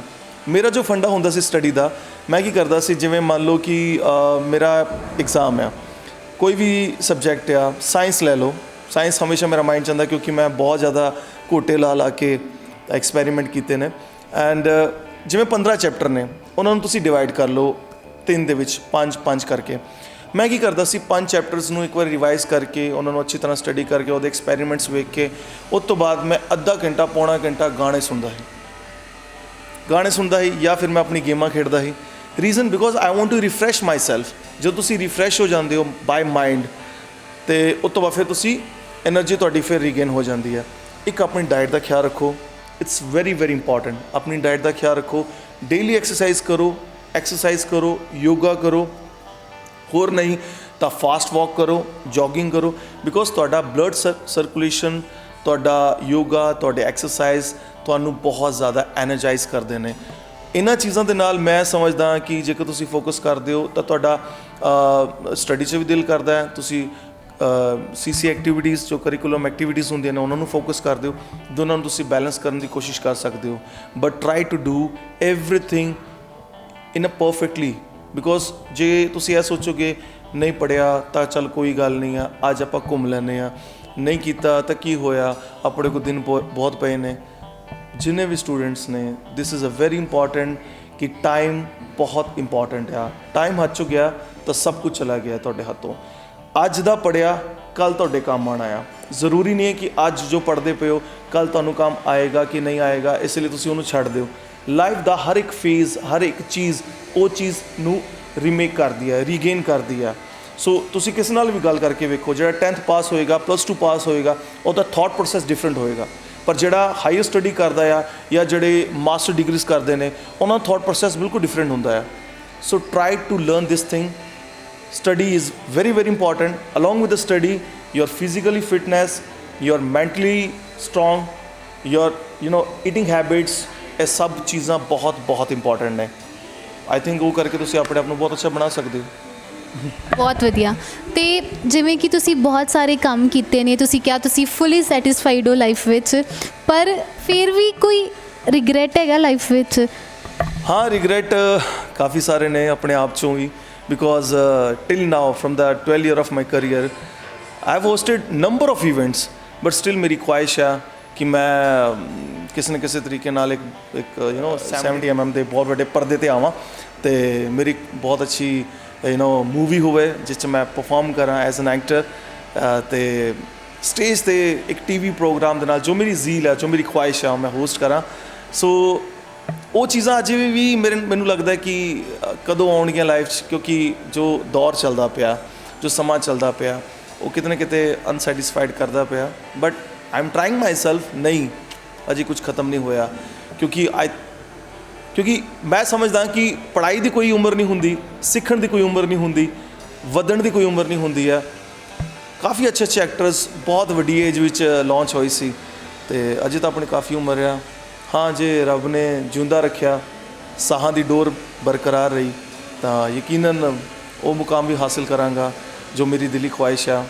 अपना एक वेंचर खोलना चाहुंदा, अपने एक इंस्टीट्यूट ओपन करना चाहुंदा, जिहदे विच मैं उन्हां सारे स्टूडेंट्स नूं, भावें वो कोई भी एज रखते होण, उन्हां सारे लोगों नूं जिन्हां नूं फोबिया हैगा आ, उन्हां नूं मैं कुछ सिखा सकां। कोई इंस्टीट्यूट रन करना चाहुंदा जिस च पर्सनैलिटी डिवेलपमेंट होवे। इन्हां चीज़ां नूं मैं एक सैकेंड वे दे नाल क्रिएट करना चाहुंदा, जो कि मेरी ख्वाहिश है, मैं ओपन नहीं कीता। ਹੁਣ ਮੈਂ ਤੁਹਾਡੇ ਕੋਲੋਂ ਕੁਝ ਕੁਐਸਚਨ ਪੁੱਛੂੰਗੀ, ਤੁਸੀਂ ਉਹਦਾ 1 word 'ਚ ਆਨਸਰ ਦੇਣਾ ਆ। ਕੋਈ ਡ੍ਰੀਮ ਪਰਸਨੈਲਿਟੀ ਜਿਹੜੀ ਤੁਸੀਂ ਇੰਟਰਵਿਊ ਲੈਣਾ ਚਾਹੁੰਦੇ ਹੋ? Amitabh Bachchan. Okay. Dream actor ਜਿਹਦੇ ਨਾਲ ਤੁਸੀਂ ਕੰਮ ਕਰਨਾ ਚਾਹੁੰਦੇ ਹੋ? I think Ranbir Kapoor. Dream singer ਜਿਹਦੇ ਨਾਲ ਤੁਸੀਂ ਡੁਇਟ ਗਾਉਣਾ ਚਾਹੁੰਦੇ ਹੋ? Very difficult but Arijit Singh. ਤੇ ਆਪਣੀ ਮਦਰ ਵਾਸਤੇ ਜੇ ਕੁਝ ਕਰਨਾ ਹੋਏ ਤਾਂ ਉਹ ਕੀ ਹੋਊਗਾ?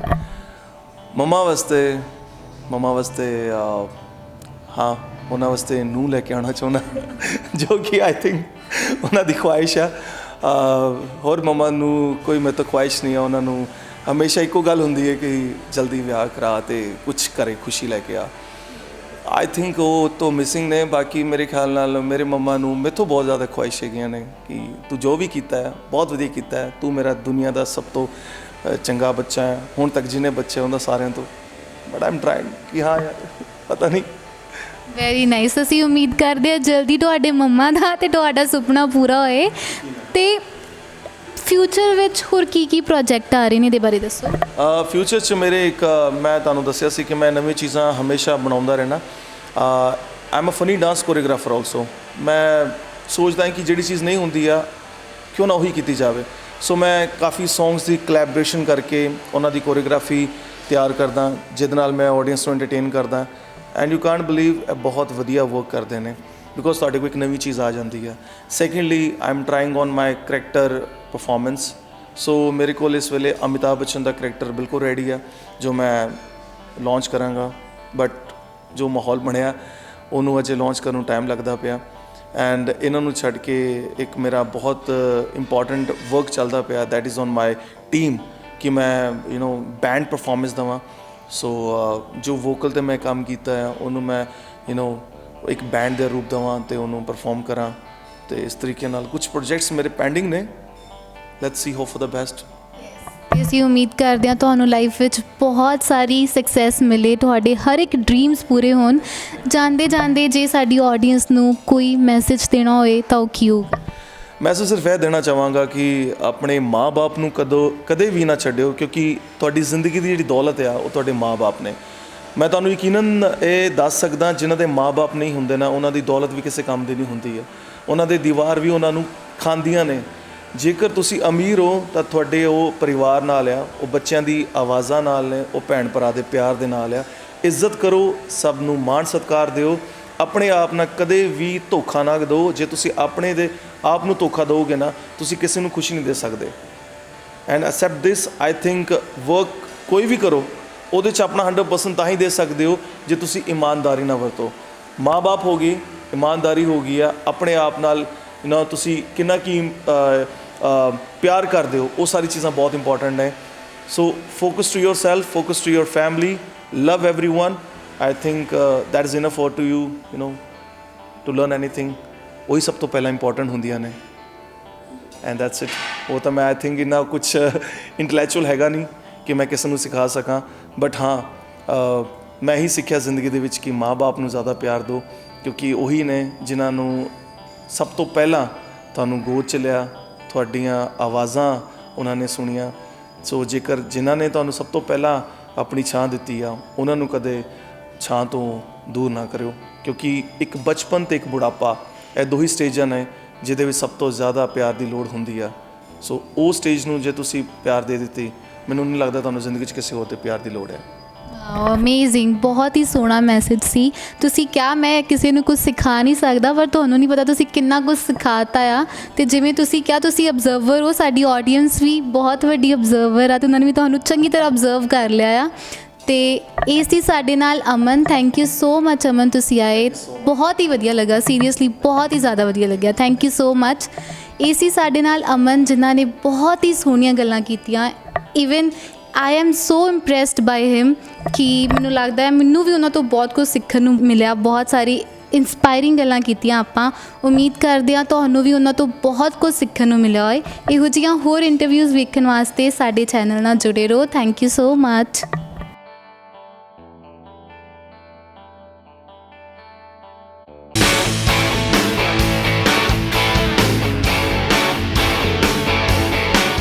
ਇਹ ਤੁਸੀਂ ਸਿੱਖਦੇ ਜਾਓ, ਕਦੀ ਵੀ ਖਤਮ ਨਹੀਂ ਹੋਏਗਾ।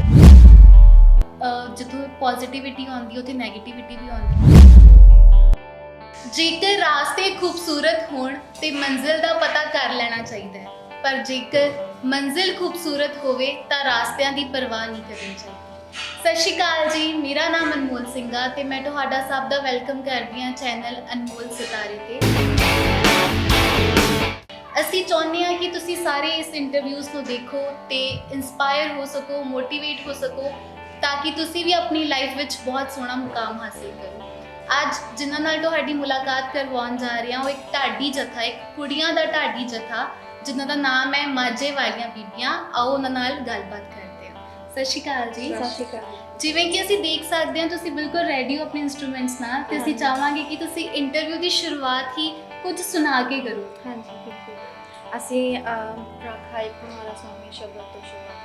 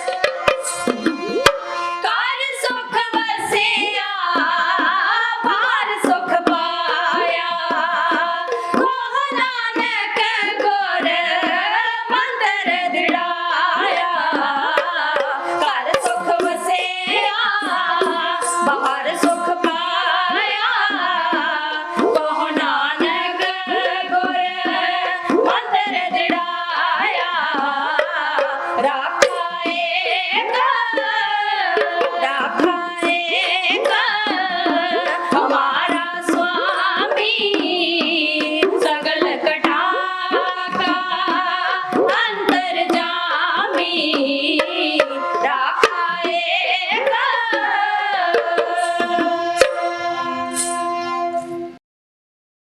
ਬਾਕਮਾਲ, ਵਾਕਈ ਤੁਹਾਡੇ ਤਿੰਨਾਂ ਦੀ ਆਵਾਜ਼ ਬਹੁਤ ਹੀ ਜ਼ਿਆਦਾ ਸੋਹਣੀ ਹੈ ਤੇ ਤੁਸੀਂ ਤਿੰਨੋਂ ਬਹੁਤ ਹੀ ਟੈਲੈਂਟਡ ਹੋ। ਮੈਂ ਸਭ ਤੋਂ ਪਹਿਲਾਂ ਚਾਹਾਂਗੀ ਕਿ ਤੁਸੀਂ ਸਾਡੀ ਆਡੀਅנס ਨੂੰ ਆਪਣੀ ਇੰਟਰੋ ਦਿਓ। ਮੇਰਾ ਨਾਮ ਅਵਜੋਤ ਕੌਰ ਹੈ। ਮੈਂ ਮਾਝੇ ਵਾਲੀਆਂ ਬੀਬੀਆਂ ਦੇ ਢਾਡੀ ਜਥੇ ਵਿੱਚ ਢਾਡ ਪਲੇ ਕਰਦੀ ਹਾਂ, ਨਾਲ ਸਿੰਗਿੰਗ ਕਰਦੀ ਹਾਂ। ਮੇਰਾ ਨਾਮ ਹਰਪ੍ਰੀਤ ਕੌਰ ਹੈ। ਮੈਂ ਮਾਝੇ ਵਾਲੀਆਂ ਬੀਬੀਆਂ ਦੇ ਢਾਡੀ ਜਥੇ ਵਿੱਚ ਢਾਡ ਪਲੇ ਕਰਦੀ ਹਾਂ, ਨਾਲ ਹੀ ਸਿੰਗਿੰਗ ਕਰਦੀ ਹਾਂ। ਜੀ ਮੇਰਾ ਨਾਮ ਕੁਲਵੀਰ ਕੌਰ ਹੈ। ਮੈਂ ਮਾਝੇ ਵਾਲੀਆਂ ਬੀਬੀਆਂ ਦੇ ਢਾਡੀ ਜਥੇ ਦੇ ਵਿੱਚ ਸਰੰਗੀ ਪਲੇ ਕਰਦੀ ਹਾਂ, ਨਾਲ ਹੀ ਸਿੰਗਿੰਗ ਕਰਦੀ ਹਾਂ। ਜਦੋਂ ਤੁਸੀਂ ਤਿੰਨੇ ਜਾਣੇ ਗਾ ਰਹੇ ਸੀ, ਜਿਹੜੀ ਸਭ ਤੋਂ ਇੰਟਰਸਟਿੰਗ ਚੀਜ਼ ਲੱਗਦੀ ਸੀ ਉਹ ਸੀ ਤੁਹਾਡੇ ਇਨਸਟਰੂਮੈਂਟਸ। ਤੇ ਅਸੀਂ ਬਹੁਤ ਹੀ ਖੁਸ਼ਕਿਸਮਤ ਹੋਵਾਂਗੇ ਜੇਕਰ ਤੁਸੀਂ ਸਾਨੂੰ ਆਪਣੇ ਇਨਸਟਰੂਮੈਂਟਸ ਬਾਰੇ ਵੀ ਇੰਟਰੋਡਕਸ਼ਨ ਦਿਓਗੇ। ਹਾਂਜੀ, ਇਹ ਇੰਸਟਰੂਮੈਂਟ ਜਿਹੜੇ ਫੋਕ ਇੰਸਟਰੂਮੈਂਟ ਮੰਨੇ ਜਾਂਦੇ ਨੇ, ਇਹਨੂੰ ਢੱਡ ਕਹਿੰਦੇ ਨੇ। ਜਿਹੜੇ ਦੀਦੀ ਪਲੇ ਕਰ ਰਹੇ ਉਹ ਸਰੰਗੀ ਆ। ਇਹ ਤੰਤੀ ਸਾਜ਼ਾਂ ਦੇ ਵਿੱਚ ਵੀ ਸਾਜ਼ ਆਉਂਦੇ ਨੇ, ਕਿਉਂਕਿ ਸਰੰਗੀ ਦੇ ਵਿੱਚ ਤਾਰਾਂ ਨੇ, ਜਿਹੜੀਆਂ ਤਾਰਾਂ ਵਾਲੇ ਸਾਜ਼ ਹੁੰਦੇ ਉਹਨਾਂ ਨੂੰ ਤੰਤੀ ਸਾਜ਼ ਕਹਿੰਦੇ ਆ ਜੀ। ਤੇ ਇਹ ਢੱਡ ਗੁਰੂ ਹਰਗੋਬਿੰਦ ਪਾਤਸ਼ਾਹ ਨੇ ਢਾਡੀ ਸਿੰਘਾਂ ਨੂੰ ਬਖਸ਼ੀ ਸੀਗੀ ਤਾਲ ਦੇ ਵਾਸਤੇ।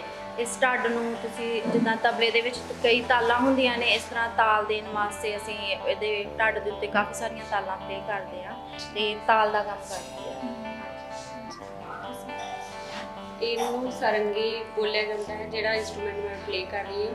ਗੁਰੂ ਹਰਗੋਬਿੰਦ ਪਾਤਸ਼ਾਹ ਜੀ ਨੇ ਢਾਡੀ ਸਿੰਘਾਂ ਨੂੰ ਬਖਸ਼ਿਸ਼ ਕੀਤਾ ਹੈ ਇਸ ਸਾਲ।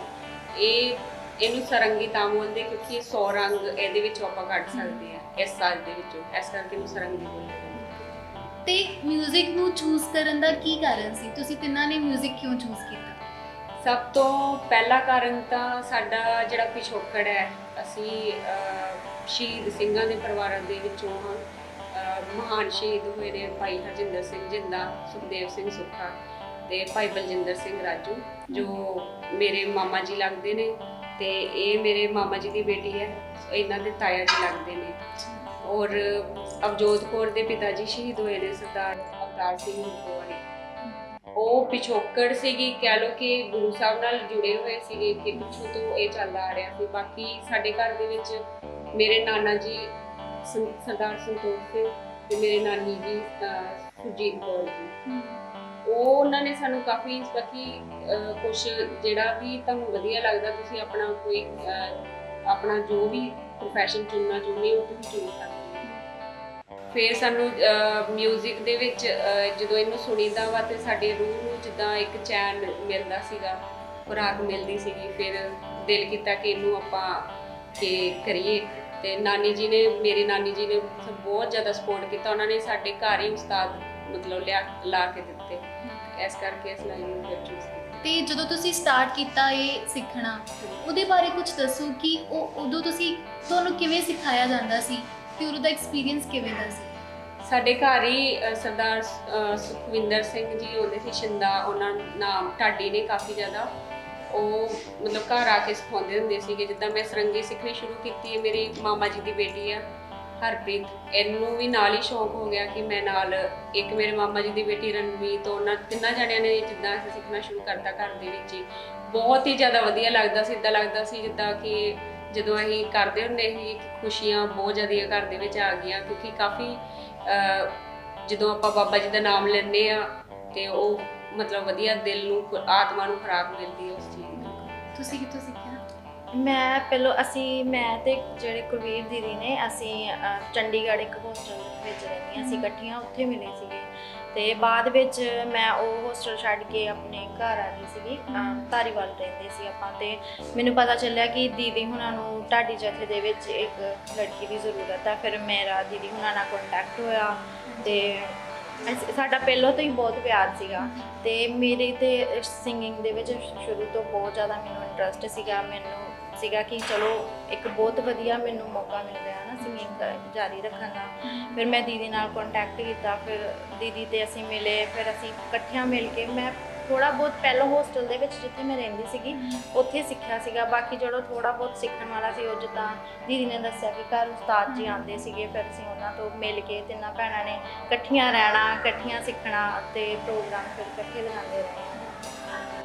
ਹਾਲੇ ਤੱਕ ਵੀ ਸਿੱਖ ਰਹੇ ਉਸਤਾਦ, ਹੁਣ ਉਸਤਾਦ ਸਰੰਗੀ ਦੇ ਉਸਤਾਦ ਆ ਰਹੇ ਆ ਸਰਦਾਰ ਬਚਿੱਤਰ ਸਿੰਘ। ਇਸ ਮਿਊਜ਼ਿਕ ਤਾਂ ਜੀ ਇੱਕ ਸਮੁੰਦਰ ਆ, ਹਾਂਜੀ ਇਹ ਤੁਸੀਂ ਸਿੱਖਦੇ ਜਾਓ ਕਦੀ ਵੀ ਖਤਮ ਨਹੀਂ ਹੋਏਗਾ। ਬਿਲਕੁਲ। ਤੇ ਹਾਲੇ ਤੱਕ ਵੀ ਅਸੀਂ ਉਸਤਾਦਾਂ ਦੇ ਕੋਲੋਂ ਮਤਲਬ ਇਹ ਸਿੱਖਿਆ ਲੈ ਜਾ ਰਹੇ ਹਾਂ ਨਾਲ ਨਾਲ। ਜਿਵੇਂ ਮੈਂ ਪੁੱਛਣਾ ਚਾਹੁੰਦੀ ਸੀ ਕਿ ਜਦੋਂ ਤੁਸੀਂ ਸ਼ੁਰੂਆਤ ਕੀਤੀ, ਤੁਸੀਂ ਇਹ ਕਿਉਂ ਸੋਚਿਆ ਕਿ ਮੈਂ ਇੱਕ ਗਰੁੱਪ ਬਣਾਵਾਂ? ਤੁਸੀਂ ਤਿੰਨੋਂ ਜਾਣੇ ਆਪਣਾ ਆਪਣਾ ਵੀ ਗਾ ਸਕਦੇ ਸੀ, ਪਰ ਤੁਸੀਂ ਇੱਕ ਗਰੁੱਪ 'ਚ ਗਾਉਣਾ ਸਟਾਰਟ ਕੀਤਾ, ਇਹਦੇ ਪਿੱਛੇ ਕੀ ਰੀਜ਼ਨ ਹੈ?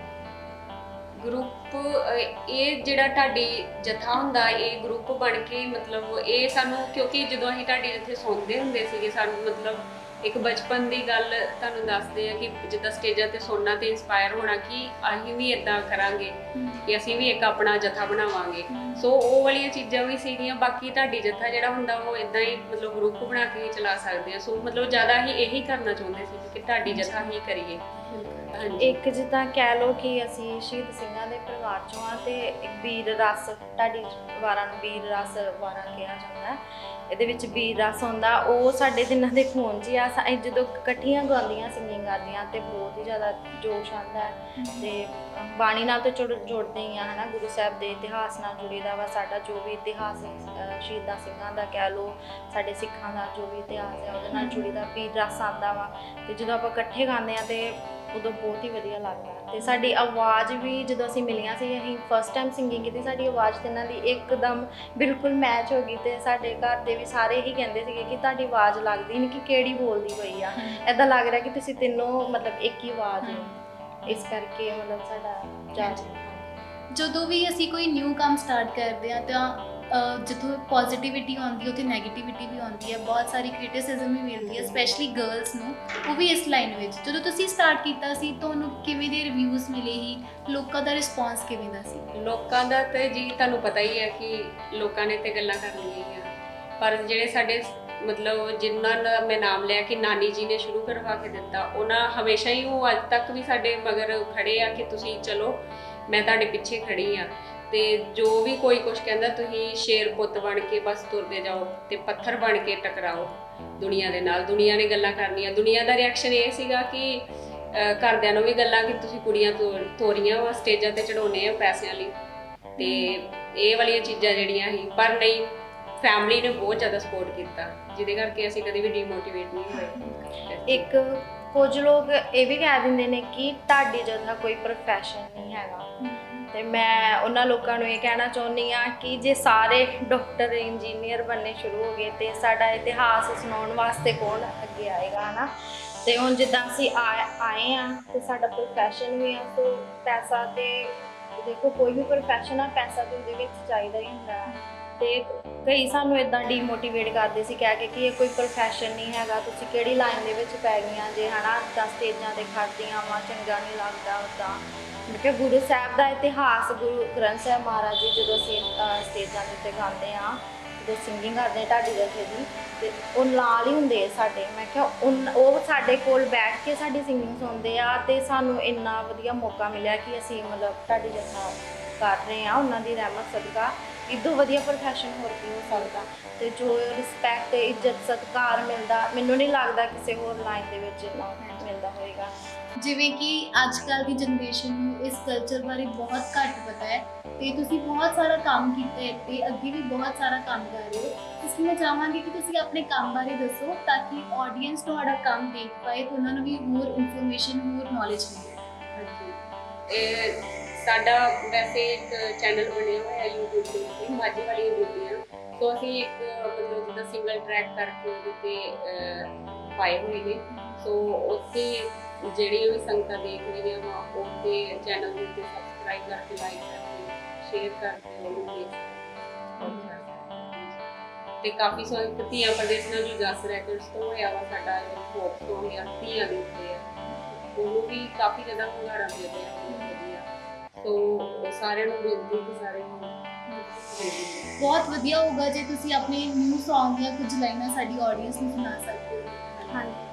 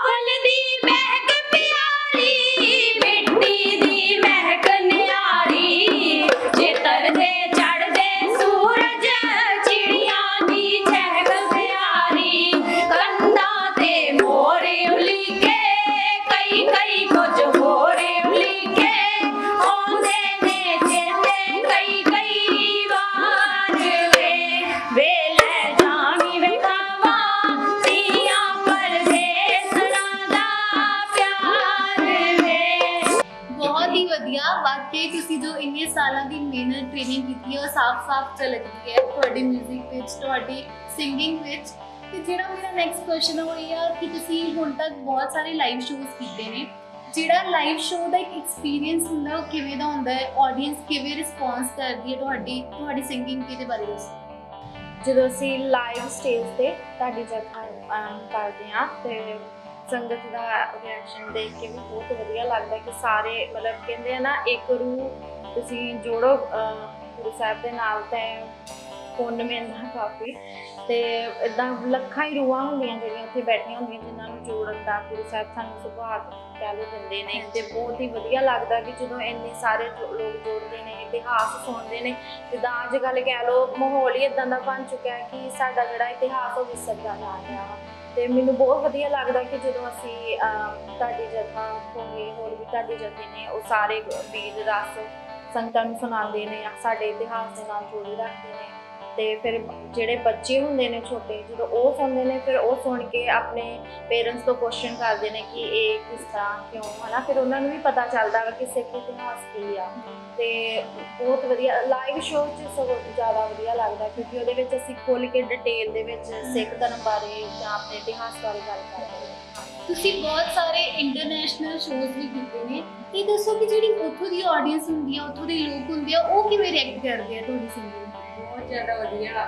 ਸਭ ਤੋਂ ਪਹਿਲਾਂ ਸਾਡਾ ਟੂਰ ਸੀ ਨਿਊਜ਼ੀਲੈਂਡ ਦਾ ਤੇ ਉੱਥੇ ਸਾਡਾ ਜਿੱਦਾਂ ਬੁਕਿੰਗ ਦੇ ਉੱਤੇ ਹੁੰਦਾ ਵਾ ਕਿ ਉੱਥੇ ਹਰ ਸ਼ੁੱਕਰ ਸ਼ਨੀ ਐਤਵਾਰ ਜਿੱਦਾਂ ਸੰਗਤ ਆਉਂਦੀ ਹੈ ਤੇ ਉਹਦੇ ਤੇ ਸਾਡਾ ਲੱਗਦਾ ਤੇ ਸੰਗਤ ਬਹੁਤ ਜ਼ਿਆਦਾ ਪਸੰਦ ਕਰਦੀ। ਉਹਨਾਂ ਨੇ ਤਾਂ ਸਾਨੂੰ ਮਤਲਬ ਕਿ ਹੱਥਾਂ ਦੇ ਕਹਿੰਦੇ ਨਾ ਚੁੱਕ ਲਿਆ, ਉਹ ਵਾਲਾ ਕੰਮ ਸੀ ਕਿ ਹਰ ਜਗ੍ਹਾ ਘੁਮਾਉਣਾ ਔਰ ਬਹੁਤ ਜ਼ਿਆਦਾ ਪਿਆਰ ਦਿੱਤਾ, ਬਹੁਤ ਜ਼ਿਆਦਾ ਸਾਰੀ ਸੰਗਤ ਬਹੁਤ ਹੀ ਜ਼ਿਆਦਾ ਸਭ ਤੋਂ ਜ਼ਿਆਦਾ ਬਹੁਤ ਹੀ ਆਨੰਦ ਲਿਆ। ਹਾਂਜੀ, ਜਿੱਥੇ ਵੀ ਜਾਂਦੇ ਆ ਚਾਹੇ ਉਹ ਅਸੀਂ ਇੰਡੀਆ ਦੇ ਵਿੱਚ ਹੀ ਕਿਉਂ ਨਹੀਂ ਕਰਦੇ ਪ੍ਰੋਗਰਾਮ ਹੈ ਨਾ, ਬਾਹਰ ਕਾਫੀ ਜਿੱਦਾਂ ਆਊਟ ਆਫ ਸਟੇਸ਼ਨ ਜਿੱਦਾਂ ਆਪਾਂ ਜਾਂਦੇ ਆ, ਟਾਟਾ ਗਏ ਆ, ਯੂਪੀ ਜਾਂ ਦਿੱਲੀ ਸਾਈਡ ਤੇ ਵੀ ਆਪਾਂ ਜਾਂਦੇ ਨੇ, ਉੱਥੇ ਵੀ ਸਿੱਖ ਸੰਗਤਾਂ ਵੱਲੋਂ ਸਾਨੂੰ ਕਾਫੀ ਪਿਆਰ ਮਿਲਦਾ ਰਿਹਾ। ਬਾਹਰ ਦੀ ਸੰਗਤ ਵੀ ਬਹੁਤ ਪਿਆਰੀ ਆ ਤੇ ਇੱਥੋਂ ਦੀ ਸੰਗਤ ਵੀ ਬਹੁਤ ਪਿਆਰੀ ਆ, ਮਤਲਬ ਬਹੁਤ ਹੀ ਸਤਿਕਾਰ ਦਿੰਦੇ ਆ। ਕਈ ਵਾਰ ਤੇ ਸਾਨੂੰ ਇਹ ਵੀ ਸੁਣਨ ਨੂੰ ਮਿਲਦਾ ਜਿੱਦਾਂ ਬੀਬੀਆਂ ਇਕੱਠੀਆਂ ਹੋ ਕੇ ਆ ਜਾਂਦੀਆਂ, ਕਹਿੰਦੇ ਕਿ ਧੰਨ ਆ ਤੁਹਾਡੇ ਮਾਤਾ ਪਿਤਾ ਕਿ ਮਤਲਬ ਤੁਸੀਂ ਬੱਚੀਆਂ ਇਸ ਲਾਈਨ ਦੇ ਵਿੱਚ ਜੁੜੀਆਂ ਹੋਈਆਂ ਵਾ। ਤੇ ਇਹ ਸੁਣ ਕੇ ਬਹੁਤ ਹੀ ਪ੍ਰਾਊਡ ਫੀਲ ਹੁੰਦਾ ਹੈ ਕਿ ਜਦੋਂ ਕੋਈ ਆ ਕੇ ਇੱਦਾਂ ਬੋਲਦਾ ਫਿਰ ਸਾਨੂੰ ਗੱਲ ਵਿੱਚ ਲੈ ਕੇ ਪਿਆਰ ਦਿੰਦੇ ਨੇ ਕਿ ਤੁਸੀਂ ਮਤਲਬ ਅੱਜ ਕੱਲ੍ਹ ਤੇ ਨਹੀਂ ਤੇ ਬੀਬੀਆਂ ਕਈ ਕਹਿ ਦਿੰਦੀਆਂ ਕਿ ਅੱਜ ਕੱਲ੍ਹ ਕੁੜੀਆਂ ਜਿੱਦਾਂ ਕਹਿ ਲਓ ਟਿਕਟੋਕ ਦੇ ਵਿੱਚ ਕਿੱਦਾਂ ਦੀਆਂ ਵੀਡੀਓਜ਼ ਬਣਾਉਂਦੇ, ਸਾਰੇ ਜਾਣਦੇ ਹੀ ਆ, ਪਰ ਕਹਿੰਦੇ ਕਿ ਤੁਸੀਂ ਇਤਿਹਾਸ ਨਾਲ ਜੁੜੀਆਂ ਹੋਈਆਂ ਵਾ, ਸਿੱਖੀ ਨਾਲ ਜੁੜੀਆਂ ਹੋਈਆਂ, ਧੰਨ ਆ ਤੁਹਾਡੇ ਮਾਤਾ ਪਿਤਾ ਜਿਨ੍ਹਾਂ ਦੇ ਤੁਸੀਂ ਬੱਚੇ। ਬਿਲਕੁਲ ਸਹੀ ਕਹਿੰਦੇ ਨੇ ਲੋਕ ਤੁਹਾਨੂੰ, ਤੁਸੀਂ ਸਾਰੀ ਪ੍ਰੇਜ਼ ਦੇ ਪੂਰੇ ਹੱਕਦਾਰ ਹੋ। ਤੇ ਜਿਵੇਂ ਤੁਹਾਡੀ ਆਪਣੀ ਪਰਸਨਲ ਲਾਈਫ ਵੀ ਆ, ਤੁਹਾਡੀ ਪ੍ਰੋਫੈਸ਼ਨਲ ਲਾਈਫ ਵੀ ਆ, ਤੁਹਾਡਾ ਆਪਣਾ ਘਰ-ਬਾਰ ਵੀ ਹੈਗਾ ਆ, ਤੇ ਤੁਸੀਂ ਕਿਵੇਂ ਮੈਨੇਜ ਕਰਦੇ ਹੋ ਆਪਣੀ ਪ੍ਰੋਫੈਸ਼ਨਲ ਲਾਈਫ ਤੇ ਪਰਸਨਲ ਲਾਈਫ? ਇੱਕ ਜੀ ਬੈਲੈਂਸ ਕਰਕੇ ਤੁਰਨਾ ਪੈਂਦਾ ਵਾ ਤੇ ਉਹ ਇੱਕ ਟਾਈਮ ਕੱਢਣਾ ਪੈਂਦਾ ਨਾ, ਜਿਹਨੂੰ ਕਹਿੰਦੇ ਜੀ ਆਪਣਾ ਸ਼ੌਂਕ ਹੈ, ਇਹ ਸਾਡਾ ਸ਼ੌਂਕ ਆ, ਸੋ ਉਹਦੇ ਵਾਸਤੇ ਆਪਣੇ ਆਪ ਹੀ ਟਾਈਮ ਜਿਹੜਾ ਉਹਦੀ ਸੈਟਿੰਗ ਹੋ ਜਾਂਦੀ ਹੈ। ਸਾਰੇ ਭਾਵੇਂ ਅਸੀਂ ਕਿੰਨੇ ਵੀ ਬਿਜ਼ੀ ਹੋਈਏ ਪਰ ਇਹ ਵਾਲੀ ਚੀਜ਼ ਜਿੰਨਾ ਚਿਰ ਮਤਲਬ ਕਹਿ ਲਓ ਕਿ ਚੈਨ ਨਹੀਂ ਮਿਲਦਾ ਜਦੋਂ ਤੱਕ ਅਸੀਂ ਇਹਨਾਂ ਇੰਸਟਰੂਮੈਂਟ ਨੂੰ ਨਾ ਫੜੀਏ, ਤੇ ਸੋ ਅਸੀਂ ਮਤਲਬ ਕਿ ਆਪਣੇ ਆਪ ਹੀ ਉਹ ਟਾਈਮ ਨਿਕਲ ਜਾਂਦਾ ਵਾ। ਜਿੱਦਾਂ ਹੁਣ ਕਹਿ ਲਓ ਸਾਰਿਆਂ ਨੂੰ ਪਤਾ ਹੀ ਆ ਲੋਕਡਾਊਨ ਦੇ ਵਿੱਚ ਥੋੜੇ ਕਾਫੀ ਮਤਲਬ ਦਿੱਕਤਾਂ ਆ ਰਹੀਆਂ, ਹਰ ਇੱਕ ਨੂੰ ਆ ਰਹੀਆਂ, ਸਾਨੂੰ ਇਕੱਲਿਆਂ ਨੂੰ ਨਹੀਂ ਆ ਰਹੀਆਂ। ਤੇ ਉਹ ਆਪਾਂ ਥੋੜਾ ਕੁ ਟਾਈਮ ਵੀ ਨਾ ਕਰੀਏ ਤੁਹਾਡੀ ਜਥਾ ਜਾਂ ਇੱਕ ਦੂਸਰੇ ਨਾਲ ਨਹੀਂ ਮਿਲਦੀਆਂ ਤੇ ਕਹਿ ਲਓ ਦਿਲ ਨਹੀਂ ਲੱਗਦਾ। ਮੈਂ ਦੀਦੀ ਨਾਲ ਕੱਲ੍ਹ ਹੀ ਅਜੇ ਫੋਨ ਤੇ ਗੱਲ ਕਰ ਰਹੀ ਸੀ, ਮੈਂ ਕਿਹਾ ਦੀਦੀ ਮਤਲਬ ਇੱਦਾਂ ਲੋਕਡਾਊਨ ਦੇ ਵਿੱਚ ਥੋੜ੍ਹੀਆਂ ਸਾਨੂੰ ਮੁਸ਼ਕਿਲਾਂ ਆ ਰਹੀਆਂ, ਪਰ ਦੀਦੀ ਕਹਿੰਦੇ ਆਪਣਾ ਰਿਆਜ਼ ਜਾਰੀ ਰੱਖੋ ਤੇ ਕੋਈ ਗੱਲ ਨਹੀਂ, ਥੋੜੇ ਦਿਨ ਆ, ਸਮਾਂ ਹੀ ਹੁੰਦਾ ਹੈ, ਨਿਕਲ ਜਾਏਗਾ ਤੇ ਰਿਆਜ਼ ਜਾਰੀ ਰੱਖੋ ਫਿਰ। ਹਾਂਜੀ, ਜਿਵੇਂ ਲੋਕਡਾਊਨ ਦਾ ਟਾਈਮ ਹੈ ਤੇ ਬਹੁਤ ਸਾਰੇ ਲਾਈਵ ਸ਼ੋਜ਼ ਵੀ ਨਹੀਂ ਲੱਗ ਰਹੇ, ਤੁਸੀਂ ਲਾਈਵ ਸ਼ੋਜ਼ ਨੂੰ ਕਿੰਨਾ ਕੁ ਮਿਸ ਕਰਦੇ ਹੋ? ਬਹੁਤ ਹੀ ਜ਼ਿਆਦਾ ਆਡੀਅנס ਨਾਲ ਇੰਟਰੈਕਸ਼ਨ ਨੂੰ ਕਾਫੀ ਮਿਸ ਕਰਦੇ ਹੋ? ਹਾਂਜੀ, ਕਿਉਂਕਿ ਇਸ ਜਥੇ ਦਾ ਤੁਹਾਡੀ ਜਥੇ ਦਾ ਬਿਨਾਂ ਸੰਗਤ ਤੋਂ ਕੋਈ ਵਜੂਦ ਨਹੀਂ। ਜਦ ਤੱਕ ਸੰਗਤ ਨਹੀਂ ਸੁਣਦੀ ਅਸੀਂ ਖੁਦ ਨੂੰ ਤੇ ਕੀ ਸੁਣਾ ਲੈਣਾ, ਕਿੰਨਾ ਕੁ ਸੁਣਾ ਲੈਣਾ ਹੁੰਦਾ। ਸੰਗਤ ਹੋਵੇ ਉਹਨਾਂ ਦੇ ਸਾਹਮਣੇ ਹੋਰ ਦਿਲ ਕਰਦਾ ਕਿ ਹੋਰ ਜੋਸ਼ ਦੇ ਨਾਲ ਹੋਰ ਵੱਧ ਚੜ੍ਹ ਕੇ ਉਹਨਾਂ ਨੂੰ ਇਤਿਹਾਸ ਸੁਣਾਈਏ, ਜਿੰਨਾ ਹੋ ਸਕੇ ਗੁਰੂ ਸਾਹਿਬ ਨਾਲ ਜੋੜੀਏ। ਤੇ ਲਾਈਵ ਸ਼ੋਜ਼ ਤੇ ਬਹੁਤ ਹੀ ਜ਼ਿਆਦਾ ਮਹੱਤਵ ਰੱਖਦੇ ਆ ਸਾਡੀ ਜਥੇ ਵਿੱਚ। ਤੇ ਇਸ 뮤직 ਫਾਰਮ ਤੋਂ ਇਲਾਵਾ ਹੋਰ ਕਿਹੜੀਆਂ 뮤직 ਫਾਰਮਸ ਨੇ ਜਿਹੜੀਆਂ ਤੁਹਾਨੂੰ ਬਹੁਤ ਜ਼ਿਆਦਾ ਪਸੰਦ? ਵੈਸਟਰਨ ਮਿਊਜ਼ਿਕ ਵੀ ਪਸੰਦ ਹੈ, ਜਿੱਦਾਂ ਅਸੀਂ ਖੁਦ ਵੀ ਜਿੱਦਾਂ ਆਪਣੇ ਜਿਹੜੇ ਥੋੜੇ ਇੱਕ ਜੁਗਨੀ Song ਆਇਆ ਉਹਦੇ 'ਚ ਵੀ ਅਸੀਂ ਵੈਸਟਰਨ ਮਿਊਜ਼ਿਕ ਦਿੱਤਾ ਹੈ। ਮਤਲਬ ਹਰ ਟਾਈਪ ਦਾ ਮਿਊਜ਼ਿਕ ਵੈਸੇ ਤਾਂ ਸੁਣਨਾ ਚਾਹੀਦਾ ਵਾ ਕਿਉਂਕਿ ਆਪਾਂ ਨੂੰ ਨੌਲੇਜ ਹੁੰਦੀ ਹੈ। ਬਸ ਮਤਲਬ ਕੋਈ ਖਾਸ ਨਹੀਂ ਹੈ। ਮਿਊਜ਼ਿਕ ਥੋੜਾ ਸਾਫ ਸੁਥਰਾ ਹੋਣਾ ਚਾਹੀਦਾ ਹੈ ਨਾ, ਜਿੱਦਾਂ ਸੂਫੀ ਗਾਇਕੀ ਹੁੰਦੀ ਆ, ਸੂਫੀ ਗਾਇਕੀ ਵੀ ਬਹੁਤ ਵਧੀਆ ਰੱਬ ਨਾਲ ਜੋੜਦੀ ਆ। ਫਿਰ ਸਾਨੂੰ ਇਹੋ ਜਿਹੀ ਮਤਲਬ ਕੋਈ ਪ੍ਰੋਬਲਮ ਨਹੀਂ ਆ, ਚਾਹੇ ਵੈਸਟਰਨ ਹੋਵੇ ਚਾਹੇ ਜੋ ਜਿੱਦਾਂ ਦਾ ਮਰਜ਼ੀ ਮਿਊਜ਼ਿਕ ਹੋਵੇ, ਬਸ ਸਾਫ ਸੁਥਰਾ ਤੇ ਵਰਡਸ ਕਲੀਅਰ ਹੋਣੇ ਚਾਹੀਦੇ ਜਿਹਦੇ ਨਾਲ ਲੋਕਾਂ ਨੂੰ ਇਨਸਪੀਰੇਸ਼ਨ ਮਿਲੇ ਨਾ, ਜਿੱਦਾਂ ਮੋਟੀਵੇਟ ਹੋਣ ਲੋਕ ਜਿਹੜੇ ਕਹਿ ਲਓ ਇਹੋ ਜਿਹੀ ਵੀ ਸਿੰਗਿੰਗ ਹੁੰਦੀ ਆ ਜਾਂ ਮਿਊਜ਼ਿਕ ਹੁੰਦਾ ਜਿਹੜਾ ਸੁਣਨਾ ਨਹੀਂ ਚਾਹੀਦਾ। ਹਾਂਜੀ, ਜਿਵੇਂ ਕਿ ਜਿਹੜੇ ਮੋਸਟਲੀ ਵੈਸਟਰਨ ਸਿੰਗਰਸ ਨੇ ਉਹ ਇਹੀ ਕਹਿੰਦੇ ਨੇ ਕਿ ਉਹਨਾਂ ਦੇ ਜਿਹੜੇ 뮤직 ਦੇ ਲਿਰਿਕਸ ਹੁੰਦੇ ਨੇ ਉਹ ਬੇਸਿਕਲੀ ਤਾਂ ਹੁੰਦੇ ਆ ਕਿਉਂਕਿ ਆਡੀਅנס ਵੀ ਉਹੀ ਪਸੰਦ ਕਰਦੀ ਹੈ ਤੇ ਉਸੇ ਚੀਜ਼ਾਂ ਨੂੰ ਵਿਊਜ਼ ਮਿਲਦੇ ਆ। ਤੁਹਾਡੀ ਲਾਈਫ ਵਿੱਚ ਤੁਹਾਡੀ ਜਿਹੜੀ ਸਿੰਗਿੰਗ ਹੈ ਤੁਹਾਡੇ ਵਾਸਤੇ ਵਿਊਜ਼ ਕਿੰਨੇ ਕੁ ਮੈਟਰ ਕਰਦੇ ਆ? ਜਿਹੜੇ ਸਿੰਗਰਸ ਕਹਿੰਦੇ ਨੇ ਕਿ ਆਡੀਅנס ਦੇ ਅਕੋਰਡਿੰਗ ਹੀ ਉਹ ਮਤਲਬ ਜਿਹੜੇ ਲਿਰਿਕਸ ਨੇ ਕਰਦੇ ਨੇ, ਮੈਂ ਇਹੀ ਸੋਚਦੀ ਹਾਂ ਕਿ ਜੇ ਤੁਸੀਂ ਇਹੋ ਜਿਹੇ ਲਿਰਿਕਸ ਕੱਢਦੇ ਹੋ ਤੇ ਬੱਚੇ ਸੁਣ ਕੇ ਉਹ ਜਿਹਾ ਸੁਣਨਾ ਇੱਕ ਯੂਜ਼ਡ ਹੋ ਜਾਂਦੇ ਆ ਨਾ, ਫਿਰ ਉਹੀ ਸੁਣਨਾ ਪਸੰਦ ਕਰਦੇ ਆ ਕਿ ਨਹੀਂ ਇੱਦਾਂ ਦਾ ਇਹਨਾਂ ਨੇ ਬੋਲਿਆ ਤੇ ਫਿਰ ਇੱਦਾਂ ਦੇ ਹੀ ਸਾਡੀ ਲਾਈਫ 'ਚ ਹੋਵੇ ਤੇ ਆਪਣੀ ਲਾਈਫ ਦੇ ਵਿੱਚ ਵੀ ਉਹੀ ਚੀਜ਼ਾਂ ਲਿਆ ਕੇ ਆਉਂਦੇ ਨਾ। ਤੇ ਜਿਹੜੇ ਲਿਰਿਕਸ ਆ ਬਹੁਤ ਇਹਨੇ ਕਹਿੰਦੇ ਸ਼ਬਦਾਂ ਦੇ ਵਿੱਚ ਬਹੁਤ ਪਾਵਰ ਹੁੰਦੀ ਆ। ਹਾਂ, ਬਹੁਤ ਹੀ ਪਾਵਰਫੁਲ ਹੁੰਦੇ ਨੇ ਸ਼ਬਦ। ਤੁਸੀਂ ਜਿਹੋ ਜਿਹੇ ਸ਼ਬਦ ਯੂਜ਼ ਕਰੋਗੇ, ਜਿਹੋ ਜਿਹਾ ਸੁਣੋਗੇ, ਜਿਹੋ ਜਿਹੇ ਮੂੰਹ 'ਚੋਂ ਕੱਢੋਗੇ, ਉਹੋ ਜਿਹਾ ਹੀ ਸਾਡੀ ਲਾਈਫ ਦੇ ਵਿੱਚ ਸਾਡੇ ਨਾਲ ਵਾਪਰਦਾ। ਸੋ ਸ਼ਬਦ ਜਿਹੜੇ ਆ ਉਹ ਸੋਚ ਸਮਝ ਕੇ ਤੇ ਮੇਰੇ ਖਿਆਲ 'ਚ ਬਹੁਤ ਹੀ ਸਲੀਕੇ ਦੇ ਨਾਲ ਵਰਤਣੇ ਜ਼ਰੂਰੀ ਆ। ਹਾਂਜੀ, ਇਹ ਸਾਡੀ ਇੱਕ ਜ਼ਿੰਮੇਵਾਰੀ ਵੀ ਬਣਦੀ ਹੈ ਕਿ ਜਦੋਂ ਅਸੀਂ ਇੱਕ ਸਮਾਜ ਨੂੰ ਜੋ ਮਤਲਬ ਦੇਣਾ ਚਾਹੁੰਦੇ, ਸੋ ਸਾਰਿਆਂ ਨੂੰ ਮੈਂ ਇਹ ਬੇਨਤੀ ਕਰੂੰਗੀ ਕਿ ਆਪਾਂ ਅਗਲੀ ਆਉਣ ਵਾਲੀ ਪੀੜ੍ਹੀ ਨੂੰ ਕੁਝ ਵਧੀਆ ਦੇ ਕੇ ਜਾਈਏ। ਆਪਾਂ ਜੇ ਸ਼ਬਦ ਆਪਣਾ ਜੋ ਵਿਰਸੇ ਨਾਲ ਜੋੜ ਕੇ ਚੀਜ਼ਾਂ ਵੀ ਬਹੁਤ ਚੀਜ਼ਾਂ ਹੈਗੀਆਂ ਜੋ ਆਪਾਂ ਦੇ ਸਕਦੇ ਹਾਂ। ਸੋ ਉਹਨਾਂ ਨੂੰ ਮੈਂ ਸਿੰਗਰਸ ਨੂੰ ਇਹ ਕਹੂੰਗੀ ਕਿ ਥੋੜਾ ਸਾਫ਼ ਸੁਥਰੀ ਗਾਇਕੀ ਕੀਤੀ ਜਾਵੇ, ਉਹਦੇ ਨਾਲ ਜਿਹੜਾ ਪ੍ਰਭਾਵ ਆ ਸਮਾਜ ਦੇ ਉੱਤੇ, ਸਮਾਜ ਸੁਧਾਰ ਦਾ ਵੀ ਕੰਮ ਇਹ ਸਾਡਾ ਮਤਲਬ ਇੱਕ ਬਣ ਜਾਂਦਾ ਵਾ, ਹੈ ਨਾ। ਸੋ ਇਸ ਕਰਕੇ ਉਹਨਾਂ ਨੂੰ ਇਹ ਚਾਹੀਦਾ ਕਿ ਆਪਣੇ ਮਤਲਬ ਵਧੀਆ ਜਿਹੜੇ ਗਾਣੇ ਆ ਉਹ ਲਿਆਂਦੇ ਜਾਣ ਜੋ ਕਿ ਸਾਨੂੰ ਮੋਟੀਵੇਟ ਕਰਨ। ਬਿਲਕੁਲ, ਕਿਉਂਕਿ ਯੂਥ ਸਾਰਾ ਫੋਲੋ ਕਰਦਾ ਉਹਨਾਂ ਨੂੰ, ਜਿੱਦਾਂ ਹੁੰਦਾ ਕਿ ਫਿਰ ਇਹ ਉਹਨਾਂ ਦੀ ਜ਼ਿੰਮੇਵਾਰੀ ਬਣਦੀ ਆ ਕਿ ਉਹ ਸ਼ਬਦ ਜਿਹੜੇ ਆ, ਲਿਰਿਕਸ ਜਿਹੜੇ ਆ ਉਹ ਇਹੋ ਜਿਹੇ ਕੱਢਣ ਜਿੱਦਾਂ ਅੱਜ ਕੱਲ੍ਹ ਕਹਿੰਦੇ ਕੱਟ ਫੱਟ ਵਾਲੇ ਜ਼ਿਆਦਾ ਯੂਜ਼ ਕਰਦੇ ਆ ਤੇ ਫਿਰ ਛੋਟੇ ਬੱਚੇ ਵੀ ਹਥਿਆਰ ਚੁੱਕਣ ਦੀ ਗੱਲ ਹੋ ਗਈ ਜਾਂ ਇੱਦਾਂ ਦੇ, ਹੈ ਨਾ।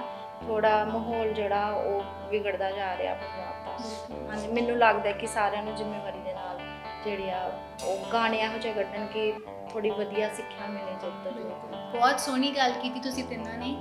ਤੇ ਜਿਹੜਾ ਨੈਕਸਟ ਕੁਐਸਚਨ ਆ ਉਹ ਇਹ ਆ ਕਿ ਜਿਵੇਂ ਤੁਸੀਂ ਤਿੰਨੇ ਜਦੋਂ ਫਰਸਟ ਟਾਈਮ ਮਿਲੇ ਸੀ, ਤੁਸੀਂ ਵੀ ਦੱਸਿਆ ਤੁਸੀਂ ਦੋਵੇਂ ਸਿਸਟਰ ਸੀ, ਜਦੋਂ ਤੁਸੀਂ ਫਰਸਟ ਟਾਈਮ ਇਹਨਾਂ ਨੂੰ ਮਿਲੇ ਸੀ ਉਦੋਂ ਤੁਸੀਂ ਸੋਚਿਆ ਸੀ ਕਿ ਤੁਸੀਂ ਤਿੰਨੇ ਇੱਕ ਦਿਨ ਇਕੱਠੇ ਗਾਓਗੇ?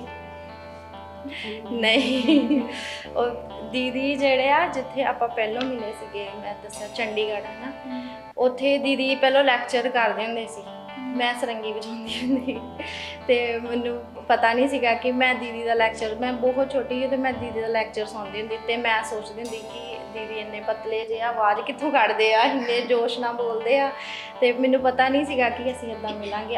ਤੇ ਹਰਪ੍ਰੀਤ ਤੇ ਬਹੁਤ ਹੀ ਜ਼ਿਆਦਾ ਛੋਟੀ ਸੀ ਜਦੋਂ ਆਪਾਂ ਮਿਲੇ ਆ, ਇਹ ਮੇਰੇ ਤੋਂ ਦੀਦੀ ਤੋਂ ਛੋਟੀ ਆ, 8th ਕਲਾਸ ਦੇ ਵਿੱਚ। ਤੇ ਜਦੋਂ ਅਸੀਂ ਇਕੱਠੇ ਹੋਏ ਆ ਤੇ ਮੈਨੂੰ ਬਹੁਤ ਹੀ ਵਧੀਆ ਲੱਗਾ। ਮੈਂ ਹੈਰਾਨ ਹੋ ਗਈ, ਮੈਂ ਕਿਹਾ ਦੀਦੀ ਤੁਸੀਂ ਤਾਂ ਲੈਕਚਰ ਵੀ ਇੰਨਾ ਸੋਹਣਾ ਕਰਦੇ ਨਹੀਂ, ਹੁਣ ਸਰੰਗੀ ਵੀ ਇੰਨੀ ਸੋਹਣੀ ਸਿੱਖ ਲਈ ਆ। ਤੇ ਫਿਰ ਮੈਨੂੰ ਮੈਨੂੰ ਢੱਡ ਵਿੱਚ ਇੰਟਰਸਟ ਜ਼ਿਆਦਾ ਸੀ ਸਰੰਗੀ ਦੇ ਨਾਲ, ਫਿਰ ਮੈਂ ਕਿਹਾ ਚਲੋ ਵਧੀਆ ਤੁਸੀਂ ਸਰੰਗੀ ਸਿੱਖ ਲਈ, ਹੁਣ ਮੈਂ ਢੱਡ ਵਜਾਉਂਗੀ। ਜਿਵੇਂ ਤੁਸੀਂ ਦੱਸਿਆ ਕਿ ਉਹ ਪਹਿਲਾਂ ਲੈਕਚਰਰ ਸੀ, ਤੇ ਤੁਹਾਡੇ ਤਿੰਨਾਂ ਦੇ ਹੋਰ ਕਿਹੜੇ ਪ੍ਰੋਫੈਸ਼ਨ ਨੇ ਜਿਹੜੇ ਤੁਸੀਂ ਇਸ ਲਾਈਨ ਆਉਣ ਤੋਂ ਪਹਿਲਾਂ ਸਟਾਰਟ ਕੀਤੇ? ਸ਼ਬਦ ਕੀਰਤਨ, ਤਾਂ ਹਾਰਮੋਨੀਅਮ ਪਲੇ ਕਰਦੇ ਆ, ਤਬਲਾ, ਤੇ ਮੈਂ ਤੰਤਰੀ ਸਾਜ਼ਾਂ ਤੇ ਵੀ ਕੀਰਤਨ ਕਰਦੀ ਰਹੀ ਹਾਂ। ਮੇਰਾ ਮੇਨ ਸਾਜ਼ ਸਰੰਦਾ ਹੁੰਦਾ ਸੀਗਾ, ਉਹ ਮੈਂ ਜਦੋਂ ਚੰਡੀਗੜ੍ਹ ਹੁੰਦੀ ਸੀ ਉਦੋਂ ਆਪਾਂ ਕਰਦੇ ਹੁੰਦੇ ਸੀ ਕੀਰਤਨ। ਬਾਅਦ ਵਿੱਚ ਇਹੀ ਮੇਨ ਬਣ ਗਿਆ ਸਾਡੀ ਰਸਮ। ਹਾਂਜੀ, ਮੇਰੀ ਮਤਲਬ SGPC ਦੇ ਵਿੱਚ ਜੋਬ ਹੈ ਐਜ਼ ਸਿਸਟਮ ਆਪਰੇਟਰ, ਉੱਥੇ ਮੈਂ ਜੋਬ ਵੀ ਕਰਦੀ ਪਈ। ਤੇ ਪਹਿਲਾਂ ਸਟੱਡੀ ਦੇ ਵਿੱਚੋਂ ਹੀ ਅਸੀਂ ਯੂਥ ਫੈਸਟੀਵਲ ਦੇ ਵਿੱਚ